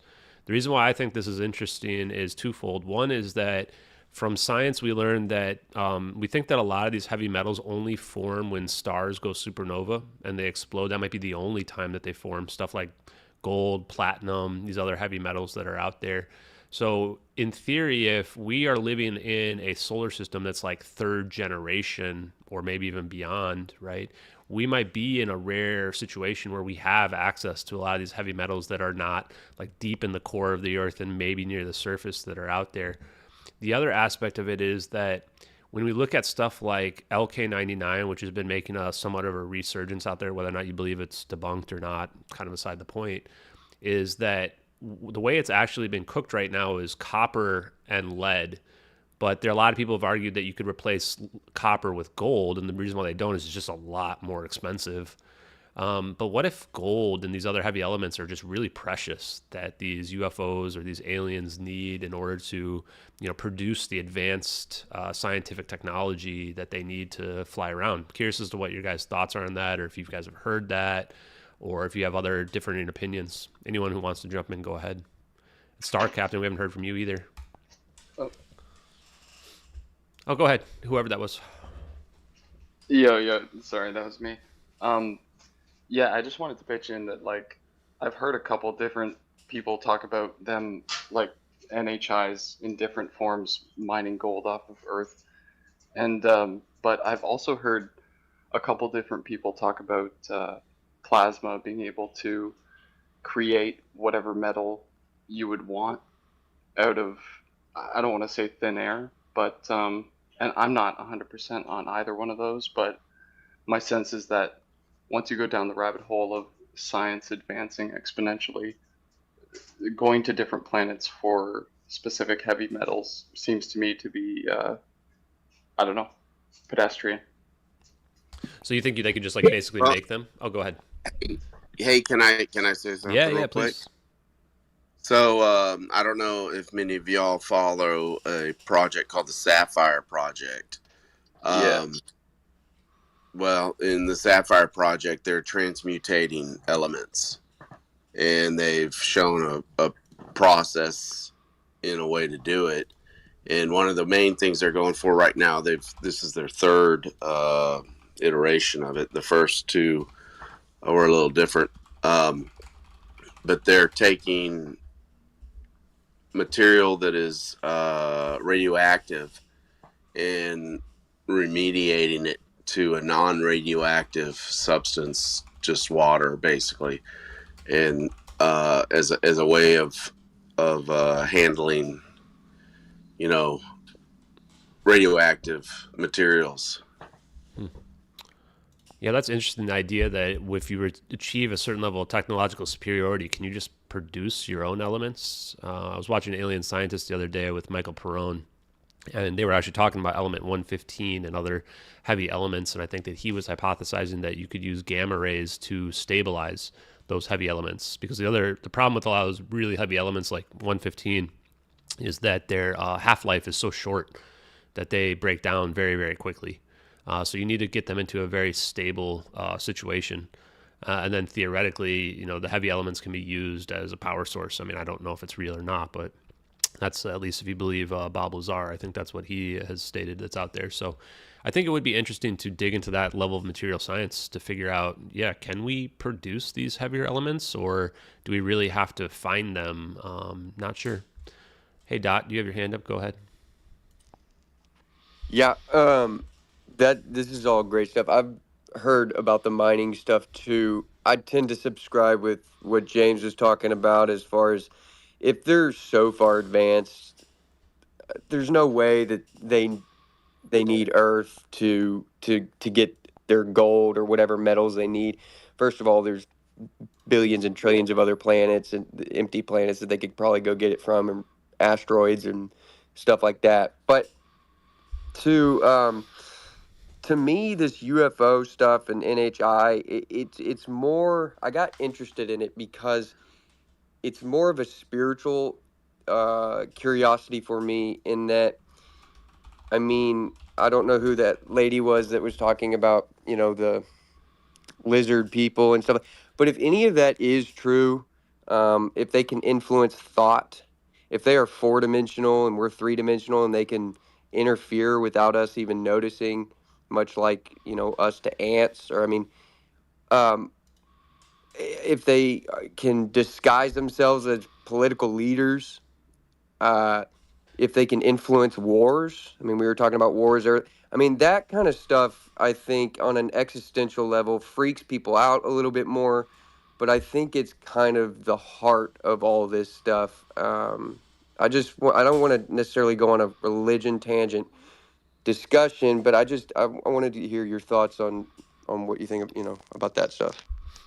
Yeah, I mean, if you believe that the aliens are able to communicate with world leaders, and I've heard that a lot, I think it's kind of hard for me to believe that level of it, just because for me, the reason why I think it's hard to believe is that, like, do they speak English, or do they have translators, or how does that stuff work? But if stuff like teleportation is possible, then we certainly can have some type of Google Translate real time, or whatever they have in Star Trek, where they can understand one another. Maybe they use, I don't know, telepathic communication, not sure. But absolutely, it seems possible that they could influence the world, for sure. I mean, and the reason why we know that is because we see our politicians and other people influencing the world. And just like we've kind of discovered about human behavior on this particular space, is that a lot of people are just looking for someone to believe in, right? Looking for someone to tell them what they should do. And that's part of the reason why I think that we have to break away from that mindset, because if we do try to look for other people to tell us what to think and what to do, then that makes us vulnerable to disinformation, misinformation, and narratives that may not be true out there. Who was up next? Roy, I think, David, you had your hand up. Unless not, then we'll go to Ranjiv Roy, if not.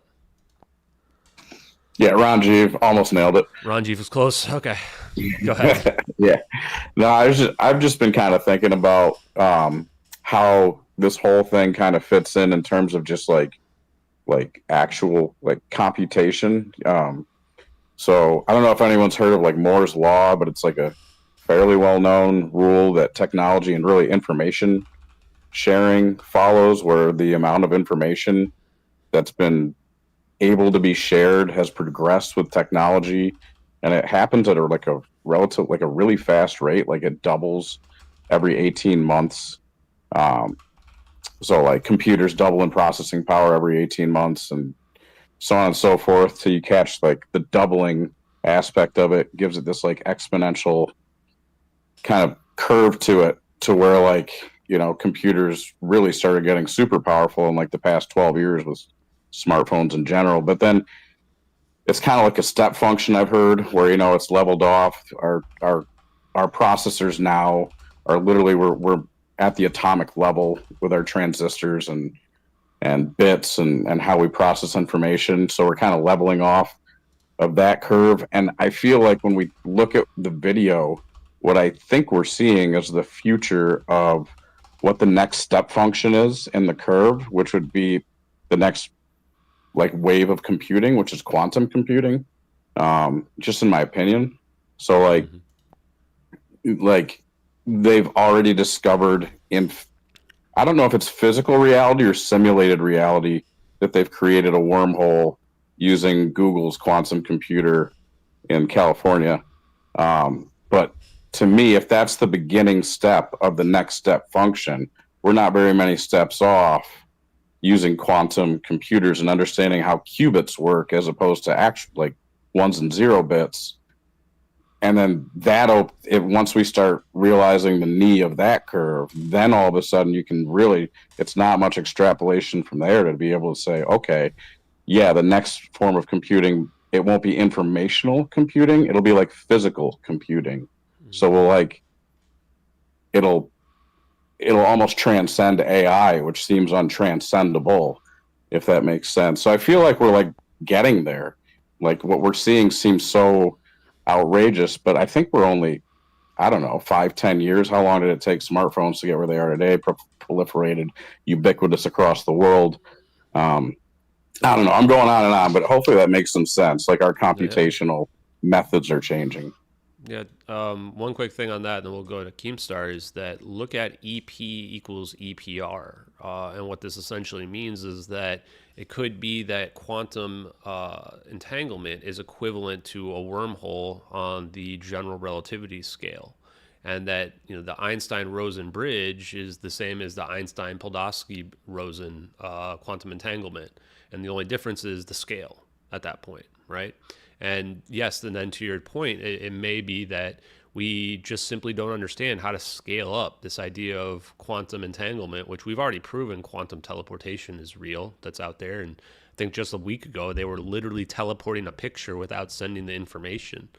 So, why can't we do that to something larger? And perhaps we do need quantum computers to pull it off. With respect to the MH370 videos, I definitely think that there's some type of advanced computing going on there, either from a data capture perspective with the orbs and circling the plane and mapping it, or just with moving the orbs around themselves. It almost feels like we might need quantum computers just to pull any of that stuff off.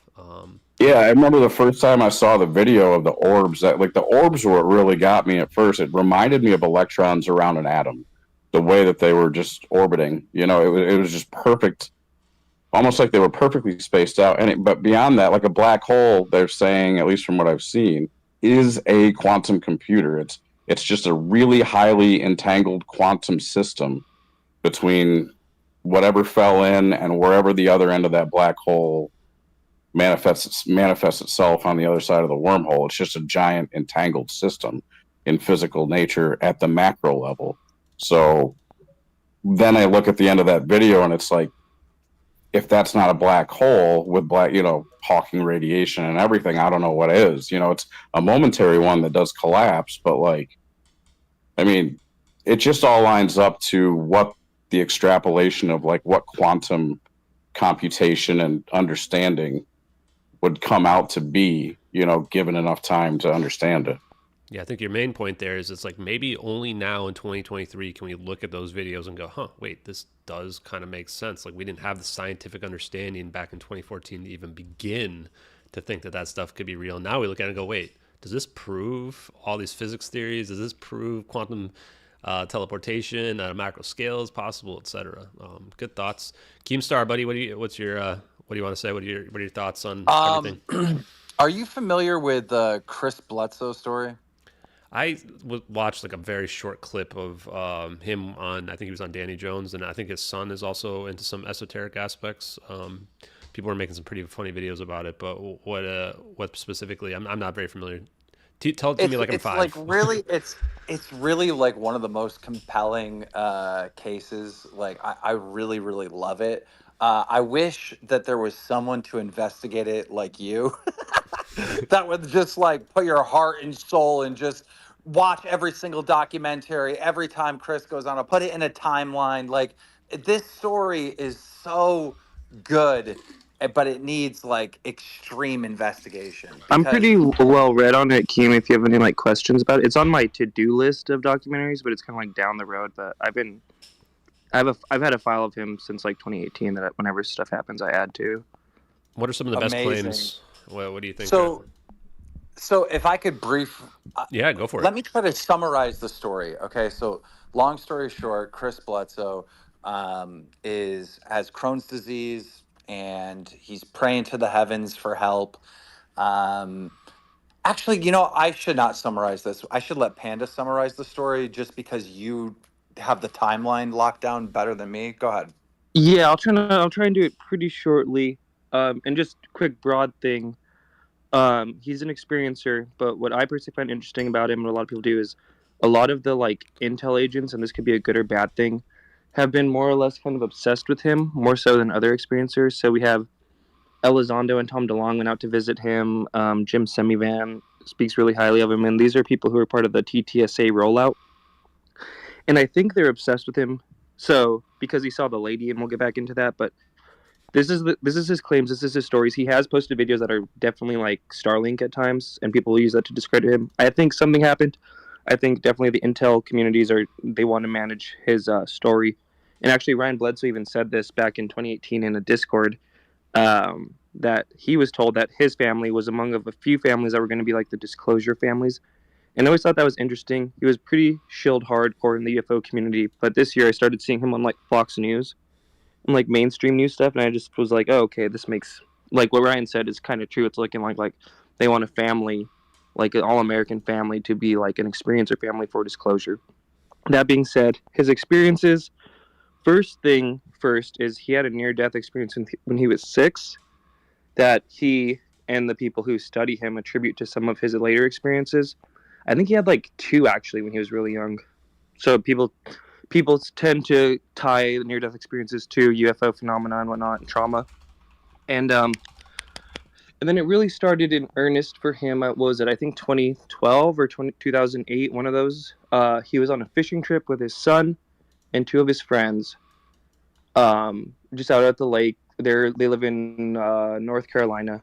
They're like pretty like Southern Baptist upbringing. And then they see orbs, which was the initial sighting. They see UFOs. They all start freaking out. While this is happening, the son gets separated from them for a bit, and he claims he sees beings, like little, they don't look like grays, but they're like the size of grays, and they look like they have suits on and like red eyes, is how he described it. They finally reconnect with the son. They're all freaking out about the sighting. Apparently they said they thought the world was ending and that like the sighting that they were experiencing was happening everywhere. And he claims that they like got into a fight on who was going to get dropped off first. That being said, MUFON comes out and investigates it. This is another point of contention where the Bledsoe family will say that they feel like it was kind of a setup, and they went in with good intentions, and when MUFON finally put out an episode about it on like the Discovery Channel, they kind of made their whole family look like crazy, and it kind of ostracized them from their community. Then a few years later, he starts having these encounters that he claims with this entity called the Lady. And this is where I was saying earlier that there seems to be a lot of the intel community people who are obsessed with the Lady. And this is kind of like that, they call it the divine feminine. You'll hear Ryan Bledsoe talk about it. Fun fact, TTSA, they did their launch party, if you will, on the 100-year anniversary of Our Lady of Fatima, which kind of ties into this greater divine feminine narrative, if you want to believe it. And basically, since then, he's had some pretty intense experiences with this claimed entity and like other just UFO orbs. You'll hear a lot of people say like when they went to go visit him, they also saw orbs, or when the person came on his podcast or whatever, then shortly after they would start seeing orbs, and like that hitchhiker effect, I guess you could say, people attribute to him. And yeah, and like I was saying too, like his claims, right, it's hard to verify a lot of those, but what is undeniable is that there are intel people who are these pushers of the current disclosure narrative who are very interested in him. And even he said like multiple different groups have been interested in him, and they all kind of want to control his own narrative for their own means, all these different groups. And yeah, it's kind of like a broad overview. Got it, man. So I wonder if my family gets selected. Government, you out there? Go ahead, select me. Just kidding. I think the most compelling thing about Chris is when he speaks, it's like, there's no way this guy's lying. He's like the most believable person ever. Like there's no body language. There's no hint of bullshit from the fucking guy. And was his background in government? Go ahead. He had like a construction business and stuff like that. He's a very like salt of the earth American family man. Oh, we got Darcy Weir requesting. I know he's also dug into Bledsoe. I'm sure he'd have some good thoughts. But yeah, they're definitely shilling him, I guess might not be the best word, but Ryan Bledsoe said in 2018 that his family was like one of the ones. And when I saw him on Fox News, like I said, that's when I was like, oh, wow, they really are doing this. And it makes sense, right? That the powers that be would want like a disclosure experience or family, and they would want it to be like a wholesome American family, not some like broken home, drug addicted. You know what I mean? It makes sense. But yeah, Darcy, what are your thoughts? Yeah, I'm fascinated by the guy too, and the weird thing with my research in the past, like 3 years regarding NASA, is that they they seem to know a lot more about the UFO phenomenon than they let on. You know, they pretend woefully to the public that they're, you know, completely uninterested in it until recently. But then there's just so many scientists that worked for NASA and then eventually have this epiphany or have this like experience that's, let's say, UFO related. You know, I've talked to Dr. Jack Kasher. This is also like a deeply religious guy. He's part of the Jesuits, and he's a professor emeritus of physics at the University of Nebraska. And then you've got like Chris Bledsoe. You've got guys like Science Bob, who are basically involved in launching micro satellites. But yo, Panda, what makes you think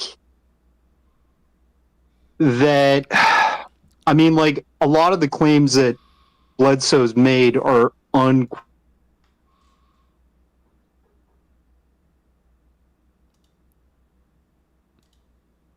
Shit. Did my thing just crash? Was that just me, guys? Can you guys still hear me? Crap. I think my thing just crashed. Crap.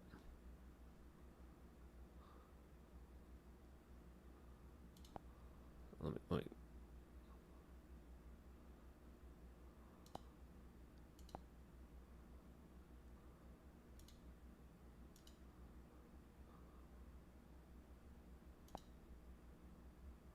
them with a light on at a certain distance at night, you know, that looks like an orb to a camera. What makes you think that that's not a possibility? Like, somebody can be very compelling and sound like they're telling the truth, Keemstar, but, you know, even in my experience as a documentarian, I made a documentary about Phil Schneider. This guy sounded like he was the real deal, like he'd never tell a lie in the world, but obviously a bunch of things he said were untrue. It's the ideas that he presented about like deep underground military bases and a government cover-up and a new world order that rang true to the community and made his story so powerful, right? So to your point, Darcy, and I'm kind of with you. The RC thing I think is an interesting data point. I think for sure he's photographed Starlink claiming those UFOs, but I don't necessarily think that was malintent. A lot of his experiences are hard to prove, and I don't necessarily buy into them fully, I would say. But I just think it's good to be aware of him in that story because of what I had said earlier, was that all these like disclosure pushers are like, whatever you want to say about him, are interested in him, and whether that's a good or bad thing is to be determined, but like they are, right? Yeah, and when I say he comes across being, you know, really truthful, that's just based on like, I don't know, street smarts, right? You know, you communicate with enough people in real life, face to face, and have enough conversations. You have an intuition whether or not someone is full of shit or not. And so when I'm watching his interviews and I'm watching him speak, I'm not getting that. I'm not. To me, it seems like someone that's being truthful. Am I saying he's telling the truth? I feel that he truly believes what he's saying. But what is reality? That's why we need someone like Ashton to investigate this. Like, go hard. Like, I want to know the stuff that I don't know about this story, right? And you can only do that by having someone like dedicate crazy time and effort, like Ashton's doing with MH370. So. I want to agree with what Keemstar's saying about, you know, just like you interact with enough people, you kind of learn whether or not it's like you said, it's not necessarily that they may be like they're telling the truth or lying, but that at least they believe what they're saying, right? You get a good sense for that in general. And I would never fall for anything or get scammed ever, of course. Just kidding. But no, I think that and I would love to investigate their stuff. I mean, just the reality is I just don't have the time for it, or I would, but maybe in the future I will. We'll see. More to come on that kind of thing. But I think that maybe if anything, if this investigation can do anything, I want it to inspire other people to do exactly what Keemstar's talking about, which is dig into these other cases and claims that are out there. Maybe even things that have been quote unquote debunked, in the past. I'd like somebody to really dig into that, let's say that alien interview that we've seen that's out there, right? Like I want someone to really dig into it and find out, was this really like a puppet or was this really something? Because you hear stories out there, but are those stories really true or is that just disinformation that's been pushed? Ashton, can I ask a quick question? Oh, yeah. What would it take? Okay, let's say two Suburbans pull up to your house. Two guys dressed in suits come in and say, hey, look, Ashton, your MH370 video is real. The whole thing is real. We will turn your life upside down in 30 minutes if you don't come out publicly and say, you know what, I made this up. Here, I got the source file from this. And, I'm sorry I misled everybody, blah, blah, blah, blah, blah. What would it take for you to do that? I mean, do you think it would be easy for you to flip? What if they said, hey, we'll give you $25 million tomorrow in your checking account if you come out, blah, blah, blah, blah, blah. I mean, what would it take for you if this was proven to you by them to flip? Heck, I'd do it for $10 million. I've been saying that. I wish they had come to me originally, but I wouldn't have had to start this because now if I do it, people are going to be like, wait a minute, this is weird. Why is he coming out? If I come out tomorrow, I'm like, guys, the Pyromania VFX is a perfect match, folks. I don't know how I didn't see it before. Then I think people will be pretty suspicious. But in truth, though, I think that anybody who says they're uncorruptible is either naive or a liar, right? Everybody can be corrupted. Everybody will break. I think that also from looking at the magnitude of what this stuff can mean as well, like I'm actually of the mindset where I don't know that if we are actually ready for this. And that's why I want to have the conversations trying to push our collective conscious forward on it. The last thing I'd say too is that the world is not black and white. It's not good and evil. It's shades of gray, right? I would do things probably too that, like we had one of our first questions that we asked, like, what do you think it would take to justify the government murdering people to keep stuff quiet, right? Now, maybe that's an extreme example, but, ruining people's lives, spreading disinformation about them, that's stuff that I think they're doing actively. And, I think that in their mindsets, they're doing it for good reasons, right? They're doing it to protect people, right? You think of A Few Good Men, Tom Cruise talking to Jack Nicholson. Jack Nicholson saying, you can't handle the truth, You can't handle what it takes to keep these people safe and keep this country safe on a daily basis. But yeah, really great question on that. Do you have any follow-up before we go on to some other people? No, man, that was so perfect. Thank you. Nomad X, you've had your hand up for a while, man.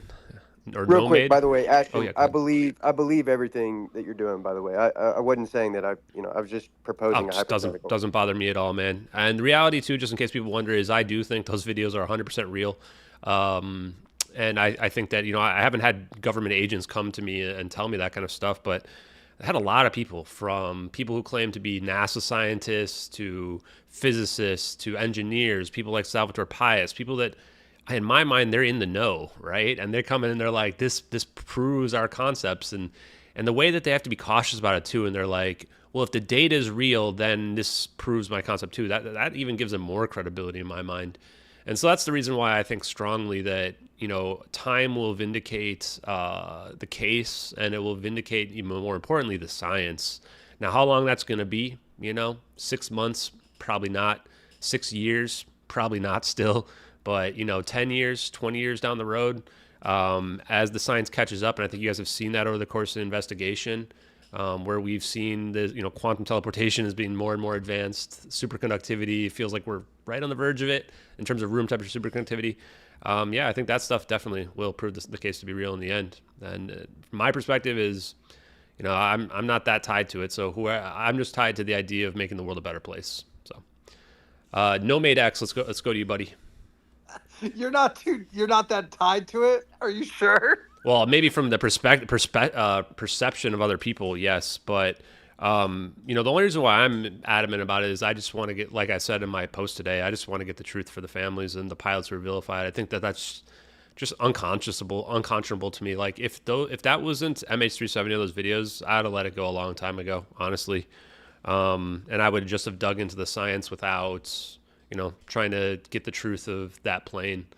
But because it is, and because if you look into the evidence and the conspiracy behind it, we've actually reached a point where I don't even think we need the videos anymore. It's just, you can prove, I never thought this, but sorry to go on this big tangent, but never would have thought we'd uncover as much as we did about the satellites. Like, guys, look into the satellite stuff. It's incredible. Look into the sentient program that is the AI that's out there just, operationalizing these satellites, scanning the whole world. The SIBRs, which is space-based infrared system, scanning the whole world all the time. It's like, of course they have to know what happened to the plane. They've got scanning everywhere. And then we find out they had these Cope Tiger exercises and the plane's flying directly where the exercises are at. Like Matthias Chang says, that's like flying into the eye of the storm. If you're a suicidal pilot, the only reason why you'd be trying to do that is because you're trying to maybe crash the plane into a battleship, but you're never going to get close. So, yeah, I think crazy. you make an incredibly fair point, because I was watching one of your videos and you were going through and showing how, like, all this information, a lot of this information about the satellites and whatnot is public information, but nobody knows it. Like, it's available for the public, but nobody knows that this exists, right? So without you working this story, that type of information wouldn't be all tied together. Yeah, now they won't be able to get away with it the next time, right? Because we know that, like, yeah, you've got satellites everywhere. You've got all this visibility everywhere. We know about the radar stuff. And like I said, I never would have anticipated we'd find out any of that stuff early on in the investigation. That's why it's even blown me away. And why, like, I think my letter to Congress, which I'm probably going to write a new version, but it's, like, updated in a few weeks. But, like, I read that, my own letter, like, 20 times. Because even I'm reading it, I'm like, Jesus, how is this real? Anyway, but yeah, let's go on to some other people who had their hands up for a little while. No, Mate X, I know you had your hand up and we skipped over you a couple times, so go ahead, sir. Or ma'am. Hello. Hey. Hi. Definitely sir. Okay, go for it. Right, okay, so I'll do the MH370 first. I don't think the videos are real. But if we could just, like what you say, like, okay, so if you put the videos to one side, forget about the videos, and take the rest of the evidence. That's some interesting people on that plane. Just that alone. Just that alone. So if we, but I think people have just got so caught up with the videos. It's just a shame. But yeah. Anyway, that's all I got to say about that. Chris Bledsoe thing, right? You need to talk to Chupacabra about Chris Bledsoe, because I think he's the only one in the room that's had a vision that was like 15 years previously. He had a vision of Chris Bledsoe, and on Bledsoe Said So, with his son interviewing him. So there's a good data point. And also Grant Cameron was at his house. And I don't know much about Grant Cameron, but I think he's like credible. But Grant Cameron, well, he was there witnessing the orbs. So I think Chris is 100%. I can't believe that he'd be blagging it. That I just can't. He had his life destroyed. It's just, there's too much like backstory to it for him to have made that all up. And ask Sam about his vision. That is crazy. Yeah, no, good points on that. What I would say too about the videos is part of what turns me off on them is, first of all, just generally being typecast around them, when in reality I'm really just trying to be an investigator digging into them. But also all the competing priorities. Like, it's impossible for me to make everybody happy. You've got people that are out there saying they want it to be non-human intelligence, aliens, I should say. You got people out there saying the plane was remote controlled. You got people saying it's been shot down. People saying the plane crashed. You got people saying they want the CCP was involved, or United States. And, the reality is, like, you can't make everybody happy all the time out there. And then, of course, the people that say that it's, it's all VFX and what have you, and everything's fake and plane crashes in the ocean. Right, okay. So also, like, yeah, go ahead. Sorry. Yeah, right. So I don't know which video it is, but the one where the plane comes swooping down, and like it needs a trail, and it comes swooping down, and then the orbs are coming in one at a time.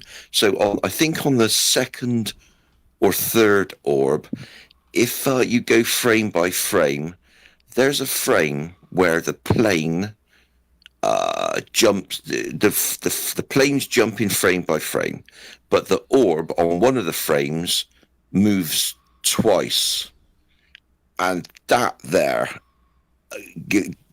what was my kind of like red flag, that one of the frames, the orb is moving twice to the frame of the plane, and that can't happen.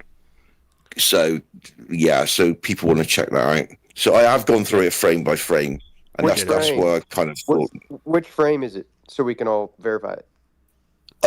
Fuck knows. I'm probably not going to figure that out directly on this particular space, but that's something we can look into later for sure. I know, and then a lot of people have had a lot of stuff that's out there. But yeah, if you guys have solid evidence and you put it together, you can reply to my posts, and I potentially will look into it.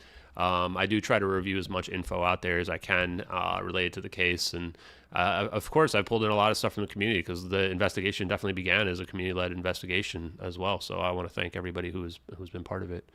One other thing I want to bring up real quick, and then we'll go to some more questions. Going back to the issue or the point, I don't know which of you guys brought it up, about complexity and the idea of information and technology growth. This is something where I put in the nest? I don't know what these words are, the pill, whatever. Anyway, put it in the top of the screen here. This interview I did with Roy D. Herbert, who's a theoretical physicist. Oh, he's in the chat right now. He's been shy. But one thing that I think is really interesting is this idea, going back to the science side, which is that if you think of information as a string, and information getting more and more longer and growing, you can think of the string as getting longer and longer and potentially kind of becoming more and more complex from the quantum scale. And if you scale that up to the general relativity scale, you can think of it as like our solar system or our galaxy going from a gaseous cloud to solid planets. The idea that this could explain dark matter, I think, is a really cool concept. And then the reason why this is important is that dark matter is what the stickiness, the stuff that's the extra mass that's allowing galaxies to spin around their black hole faster than what we would expect when we look at them. And if complexity explains that, that can explain potentially why we don't see more matter, why we can't see dark matter in general, is that it's just an emergent property of complexity and how systems generally end up getting more complex. And the longer those strings get, they start to form gravity. And to the point someone was making about entanglement and quantum computers, is that once you get to a certain amount of qubits of information, then perhaps that can begin to form some amounts of gravity. And that's how potentially you can have all this excess mass and stickiness that we see that we can't visually see out there. Just a thought I wanted to share. Let's go to, I think we'll go to Darcy again, because he hasn't spoken too much, and then Ranjiv, and then Mike, UAP Mike. Go ahead, Darcy. Yo, what's up? So, when looking at recent documents that have come out in terms of awareness in space, you can look this up. Anybody who's on this, space can check out the SDP 3-100 Space Domain Awareness doc. This was produced by the Space Force, believe it or not. And, they show some early figures of what kind of like satellite exposure was directly around the planet back in, like, let's say the 1960s, the 1990s, and even now. And it's just like, it's insane how much is out there. Probably more than 50% of it is trash at this point, because, you can have solar panels powering this stuff, but it all has to usually go back to some kind of fuel cell, like batteries or something like that. So, I would just say that, like, it's really hard. And I think it's going to get even harder when it comes to like drone technology to identify credible UFOs or UAPs in space or, in our atmosphere. As technology just completely gets overhauled, and we have just new tech hitting the scene all the time, especially when you think about, the Space Force is doing this awareness study, and they're like supposed to be the most supreme, let's say, defense agency the American government has to employ right now. They're supposed to be like the very top, and they're going to connect to all the other defense intelligence and administrations. But they're looking at space in such an analytical way now. And I wonder if like disclosure kind of comes from the Space Force to some degree and NASA in the coming years, just because they're supposed to be at the top of this sort of like defense power pyramid. And what else did I want to speak to? Oh, you were mentioning Danny Sheehan talking about how there's like this very real video out there where a actual non-human intelligence, he didn't really say whether it was like alien, like extraterrestrial, which would have been the old NHI explanation, but now we're getting into like transdimensional whatever, all kinds of ideas of non-human intelligence, maybe even AI, non-human AI.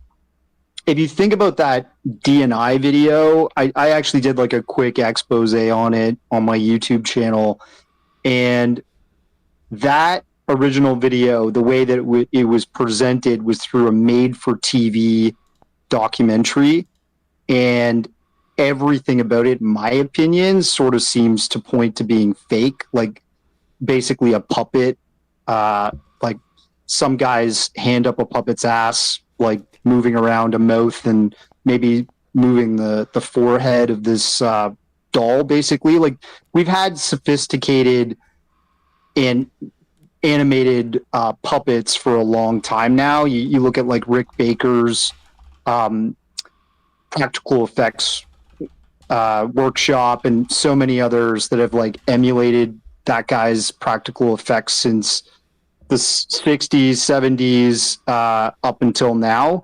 I think that was just like a really good practical effects sort of recreation, because I leave it open for the idea that maybe they couldn't actually put a real DNI video out there to the public if the producers of that made-for-TV show were presented with something that was real.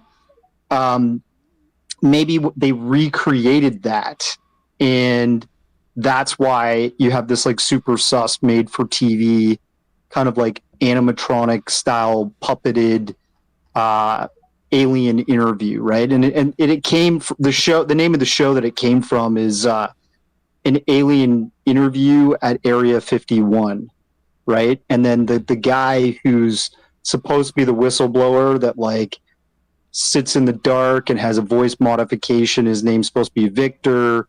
They re-released that in 2004, and Victor's interview wearing like a face mask, which I think was Ronald Reagan or something like that, in a car, was like laughable. It was pretty poorly acted.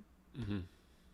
So it just kind of like leaves so much room to be debunked, but I think there's still got to be possibilities of us interviewing a non-human intelligence, but it would just be like buried in some kind of vault, owned by the DOD in some capacity, like some intelligence agency.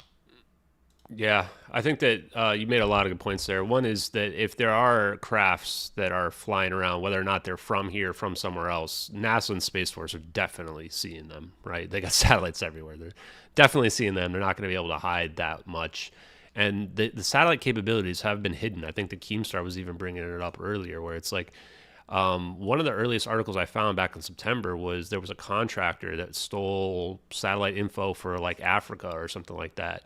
They faced death penalty. Like, the penalties for releasing this stuff are super, super serious. And that's the reason why we don't see a lot of that stuff all the time. And then to your point about, I think it's the DNI, I believe the alien interview that's out there. One thing, just to play devil's advocate, that I would say is that almost everything that's out there has been debunked. There's very little out there that somebody hasn't thrown some debunk at it, right? But if this phenomenon is real, if aliens are real and visiting us, then some of this stuff's got to be real. And then the question is, okay, well, what if it is real and what if it isn't real, right? And I think that's just what I would challenge people to kind of think of. Of course, everything can be faked. I think we all can agree to that. Anything can really be faked, but if the phenomenon is real, it's some of it out there probably is. And it's like, how do we tell the difference? You know, I think that's a challenge that we all kind of have to think about. I'm not seeking anyone to look the answer up, but just think about it. Ranjiv, let's go to you, and then let's go to UAP Mike, and then I'm probably going to close down in about 15 minutes. Yeah, so let's do a couple more questions here. Hey, I have one comment, one question. So first one comment I just want to make is I feel like it's just a really fundamental like thing of just being alive, which is that just truth has no downside. Like there's, you know, other than, you know, maybe the exception, I don't even know if it's an exception of like, you know, your spouse having extramarital affairs. But even in that case, like you got to that point because there's lack of honesty and trust and truth, you know, to begin with. So like, to me, I guess I'm 41 in my lifetime. I've never seen where like truth is the wrong way to go. And I feel like that to me, when you were talking about, you know, you're not in it for, you're in it basically for the truth, for the families of the victims, or who knows if they're, you know, they might not even be victims. You don't even know, but they certainly feel bad right now, I'm sure. But yeah, that to me is just one fundamental point. And then the second one, I'm gonna definitely watch that video or podcast you had with Roy. I just had a question about it potentially regarding the complexity thing. So, and I don't know if Roy wants to chime in on this since he might know more. But like, so were you guys at all going down the train of thought of potentially like the holographic principle and how it can describe the weird phenomenon that you can take any three-dimensional piece of space and the maximum amount of, I might have the vocabulary wrong here, but the maximum amount of complexity, which is entropy. I don't know if entropy is the right word there, but the maximum amount of entropy within that three-dimensional space is proportional to its surface area, as opposed to what you would naturally think would be its volume, which which ties itself or was derived from like what they came from, how a black hole works, the maximum amount of, you know, it's maximally entropic, and the amount of stuff it's consumed is proportional to its surface area rather than the volume of it, which then they say, okay, if you extrapolate that out to like, if that was the universe, so like we are basically just a three-dimensional representation of a two-dimensional boundary at the edge of the universe, where like there's almost like a quantum code at the edge of the universe that is like essentially holographically projecting us in the bulk, like inside it. Even though reality is still real, like it doesn't question reality. It's just what's the method to the madness, so to speak. Yeah, that's pretty much it. I'll let you do a follow-ups, because yes, we definitely were talking about holographic principle. You know, simulated reality matrix is what I was calling it during the interview. I think you should definitely check it out. And again, the important part is this doesn't diminish the value of our life and our lived experiences at all, right? Right. Even if inside the black hole we crack it open, there's nothing in there. That doesn't mean that if we are living inside one that our lives are fake. I mean, to some sense they're imaginary, but in a very real sense, it's real. We still know that what we're experiencing is actually happening, right? And we all are interacting with each other. We're all in this space right now talking to one another. This actually happened no matter what. But yes, there is this idea that there's some underlying rules. Like if you were to think of it as like a code of a program, a hierarchy of, okay, yes, here's the underlying rules that are beyond what we can visually see and experience, because we are in a biological body that has limitations to what we can sense and what we can feel, right? So yes, in that sense, I think you'll enjoy that interview a lot. Roy's a really smart guy, and I think he as well said that the universe is like a projection upon a gauge lattice, even in our interview. Yeah. Yeah, no, sorry. I just that's so interesting to me. It's weird because I bring it sometimes, weird people out, and I'll bring this up in random discussions with friends or whatever, and just the look on their face, like, it's like it's so surreal. Like, how can you even think about this stuff? It like makes it seem like we're some type of computer program or some type of false reality, and it's like it's hard to wrap your mind around, but it's fun to think about. I just think of it as kind of a cool like thought experiment, mind place to go to. But yeah, sorry for taking up time. I appreciate it. Oh, you're fine. No, and I think that, yeah, for a lot of people, it's a little bit too much. For me, the first time I started to experience it and believe that was when I saw the double slit experiment. And that's when I'm like, wait a minute, I've never seen an experiment where just by changing and trying to observe what's happening, you change the outcome of the experiment. Right. And that's when I realized, wait, maybe there is more to this reality than we see. Mike, you've had your hand up for a while. Go ahead, buddy. Yeah, thanks. And so a lot to the holographic principle here. And this is like a 3-sentence summary from Bernardo Kastrup, who's really, he's a computer science PhD and he's got a philosophy PhD. So double PhD guy. And he has this theory of everything, right, about cosmic consciousness, where all organisms are but disassociated alters of cosmic consciousness surrounded by its thoughts. The inanimate world we see around us is the extrinsic appearance of these thoughts, and the living organisms we share the world with are the extrinsic appearance of other disassociated alters. So I think it's a good unifying theory, and thoughts on that. And the other thing I'd like to ask you, Ashton, is, do you think there are bases on the moon? Good one.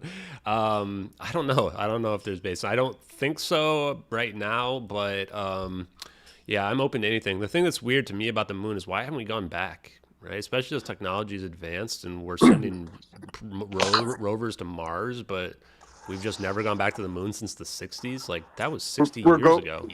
We're going back this year, and for Are we? sure there's bases on the moon. Artemis, baby. Artemis missions.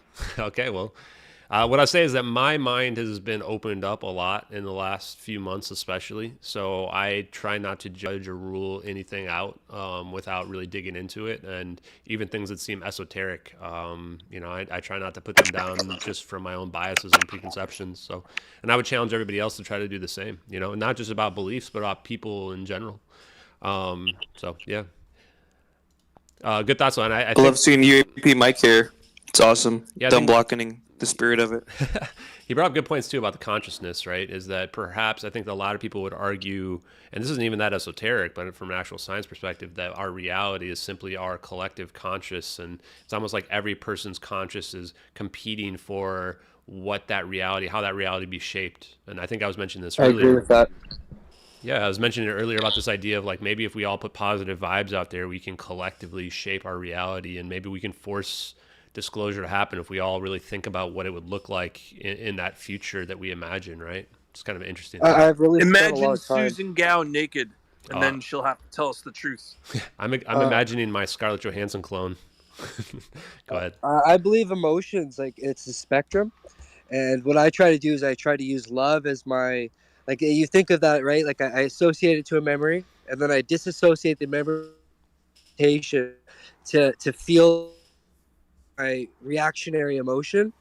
And I feel that's the best way if you're trying to engage with that collective consciousness. Suggest everybody just try that. Close your eyes, just say the word love in a meditative state, and get yourself to that peak thing. And I also suggest neurofeedback. I do it every week. Thanks. Awesome. Thanks for that feedback. William, I know you were in the live stream and you wanted to, I think, teach us a little bit of science. Go ahead, sir. Hi, Ashton. Nice to finally talk to you. You too. Okay, so what I want to do is I want to try and explain a different way that the orbs could move that would explain how they move in the video. Okay? So, first, this is going to sound weird, okay, but I swing nunchucks. Okay? And nunchucks hold a kind of key to this. All right? So, first, let's go over spherical magnets. Spherical magnets, when they attach to things, there's a high Gauss spot on the north and the south pole, okay? And that high Gauss spot will pull the spherical magnet around so that that's the spot that gets stuck to the metal. Okay? Now that's going to be important. Now, let's assume that these devices are devices, okay? And they're devices that can control the size of their magnetic field, big and small, and on and off, okay? So you have this magnet that's a device, and the way it works is the magnetic field can be totally off, it can be on a little bit, or it can be blazing really, really big. Now, you wouldn't see the magnetic field around the device, but it would be there nonetheless. Okay, so let's say you have this device that can control its magnetic field. You fire the orb at the plane and you let it sail right past. As it sails past, you blow the magnetic field up, and that high Gauss spot will find the plane and attract to it. Now you have momentum flying toward the plane. When it gets close, you cut it and it will start dropping with gravity. When it drops below the plane, you can turn it back on and it'll find that spot and it'll attach like a rope. And then the orb would swing around the plane. Okay? Now, once you have two of them, they would move almost identical to nunchucks, and that's exactly what you see in the video. Then you get three. And when there's three, when you have three of them, they can get in this pattern where they'll kind of lock in. You got to play with magnets to see what I'm talking about. I bought a bunch of magnets. That's how I learned all this stuff. Nice. So they're moving in this triangular pattern, and right before they flip and then there's a zap, they do a spin, and that twist is an important part of it, because what they're doing is they're aligning the poles to that spot that they're going to zap to. And what's going on, I think, is there's a bubble of magnetism created by the three orbs turned on all the way. Okay, so each one has a bubble, and then there's a bubble that overlaps in the middle, which would have been over the plane. When you collapse that bubble, it's just like a bubble. Okay, you got a bubble, the two poles compress until they snap together like a magnet. Then you have a donut. This donut has electricity running through it, and what happens is, as it collapses, it twists on itself like a rubber band, and then the two opposing electric currents hit and cancel out, and then you just get nothing. It's just gone. So that's my theory on it, and my theory about how these orbs could move without the need for super forces or anything like that. Just simple magnetism. Yeah, I appreciate that, William. In fact, you just reminded me of something that's on my evidence list. Is that the other day we were looking at the videos, and there's always so many more details we keep uncovering even months later. And I think you just mentioned one of them is that right before that zap happens, if you watch in slow-mo, you can actually see the orbs change their orientation. And it almost looks like they're blurring, but you can tell if you look at it closely, it's not blurring. It's actually their orbs are just spinning on a different axis right before they, like you pointed out, they do seem to orient. So I may actually do a follow-up piece on that now that we've kind of discovered that detail, because that's a really odd detail. And I think that I love the passion that you bring, William. I know I've seen a lot of your drawings. You guys should check out William's Twitter if you want to see them for yourself, where so many different people, and I don't know who's right about them, or maybe nobody's right, maybe the videos are fake, but a lot of different people have looked at them and have their own kind of views on, oh, this proves my theory of this, either from the engineering perspective or from the physics perspective. And I just think that's awesome, because I think that, it expands our understanding of science, and it gets those ideas out there into the open, where if we didn't have these videos, like, you wouldn't have that kind of evidence to put forth. So however it plays out, I think that's pretty amazing. Let's do one more question, and then we'll do a quick closeout. Jesse, go ahead. Thank you, sir. Appreciate it. And sorry, I just want to apologize for earlier. I didn't figure out where the hand was until now. But you're fine. I just want to say, thank you guys for having this. So I've done a lot of communicating on Twitter and stuff like that, and I've talked to like Corbell and had replies from Corbell and from Coulthard and all those kind of guys. But the one question I always ask, I'm from Canada, by the way, Vancouver, and I've watched season 4 of Mystery of Skinwalker Ranch, and like it's all data-based evidence that they're showing of not just orbs, but all of these things that we're talking about. Yet I see nothing in any type of media about it. I don't know if that's because of it's, you know, it's on the History Channel or whatever, but you know, like they've got an EKG on the guy's head while Chris Bledsoe is pulling or calling out, or a bunch of what is it, 20 or 30 orbs and UAPs with Andy Bustamante, who's former CIA. I'm just curious why this hasn't got more traction. That's all. Thank you.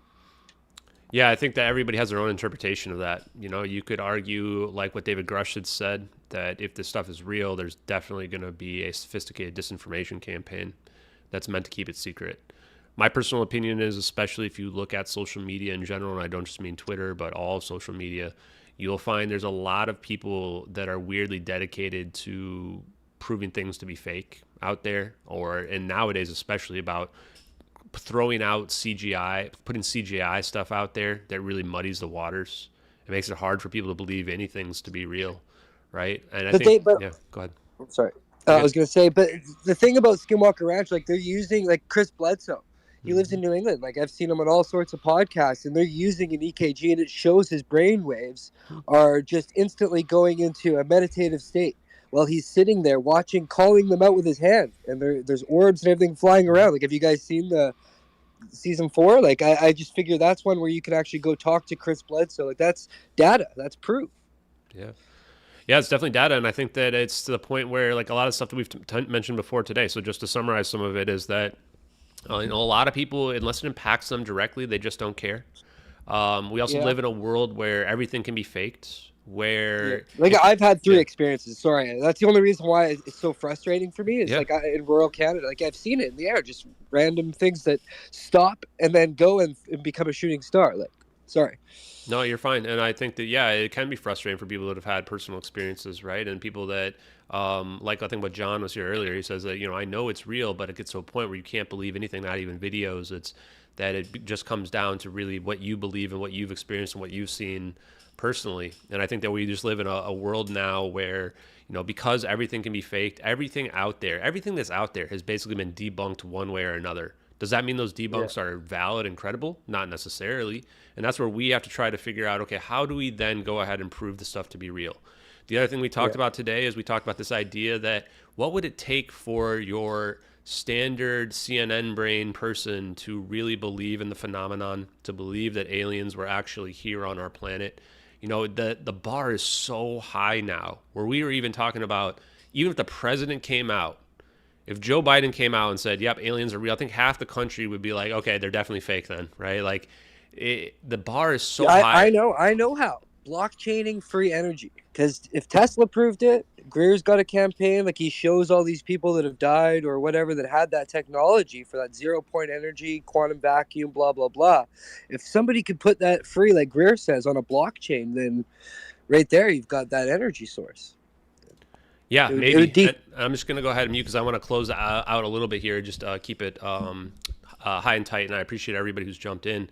But yeah, the level of proof is going to be tough. I happen to agree that the way that it's going to be done is through science itself, where we get to a point where we can prove the science to be real. And when we can prove that science to be real, then we can raise everyone's collective conscious to a point where we can understand and believe that these UAPs, UFOs flying around, that technology can be real, where we can believe that, yes, there can be other beings that are, you know, outside the bounds of what we think is human that can exist out there, and that they might even be able to visit us. Heck, maybe they can interact with our governments and shape our civilization as well. And so that, you know, again, that's the point of what this space is. Where I want to put myself in the UAP, UFO community is one where we can advance those discussions. So just to close out, I want to thank everybody who's been here, everybody who's been participating here today. I'm just going to do one specific shout out to Sandy Foster, who I think was the very first person who joined this space, and she's been listening intently the whole time and hasn't left. Thank you very much, Sandy, for being a follower. But thank you everybody else who's been following along with this as well. And if you're somebody else who's out there who's either just being introduced to me, my community, or this space or these discussions, you know, follow the people that are up here that are speaking, the people that are trying to push this information forward. Especially people like Red Panda. I know that Tupacabra was here earlier. You've got people like Keemstar who's gotten involved in this stuff, and everybody else who have been the regulars who've been coming on. These are the types of discussions where this is how we're going to go ahead and raise that level of consciousness. You know, like was just pointed out by Jesse, The mainstream media doesn't cover these topics very often. Maybe some of them start to, but this is how we push it forward, is we just start talking about it. This is how we get the people who don't care about the information, that doesn't personally impact them. This is how we get it into their zeitgeist, into their worldview. So thank you guys very much for following along with everything related to MH370X, the UFOs, aliens, orbs, the science related to it all.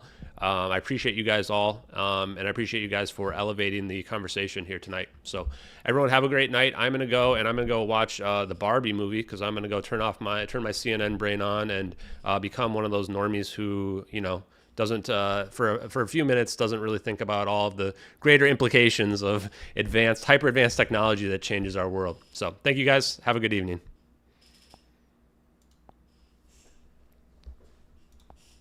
Okay, chat. So that was our introductory space into the UFO community. I hope everybody on YouTube on the stream enjoyed it. I hope you guys had gained some good insights. I think that was a pretty fun space that we had here tonight. We were able to chat with people like Keemstar, Tupacabra.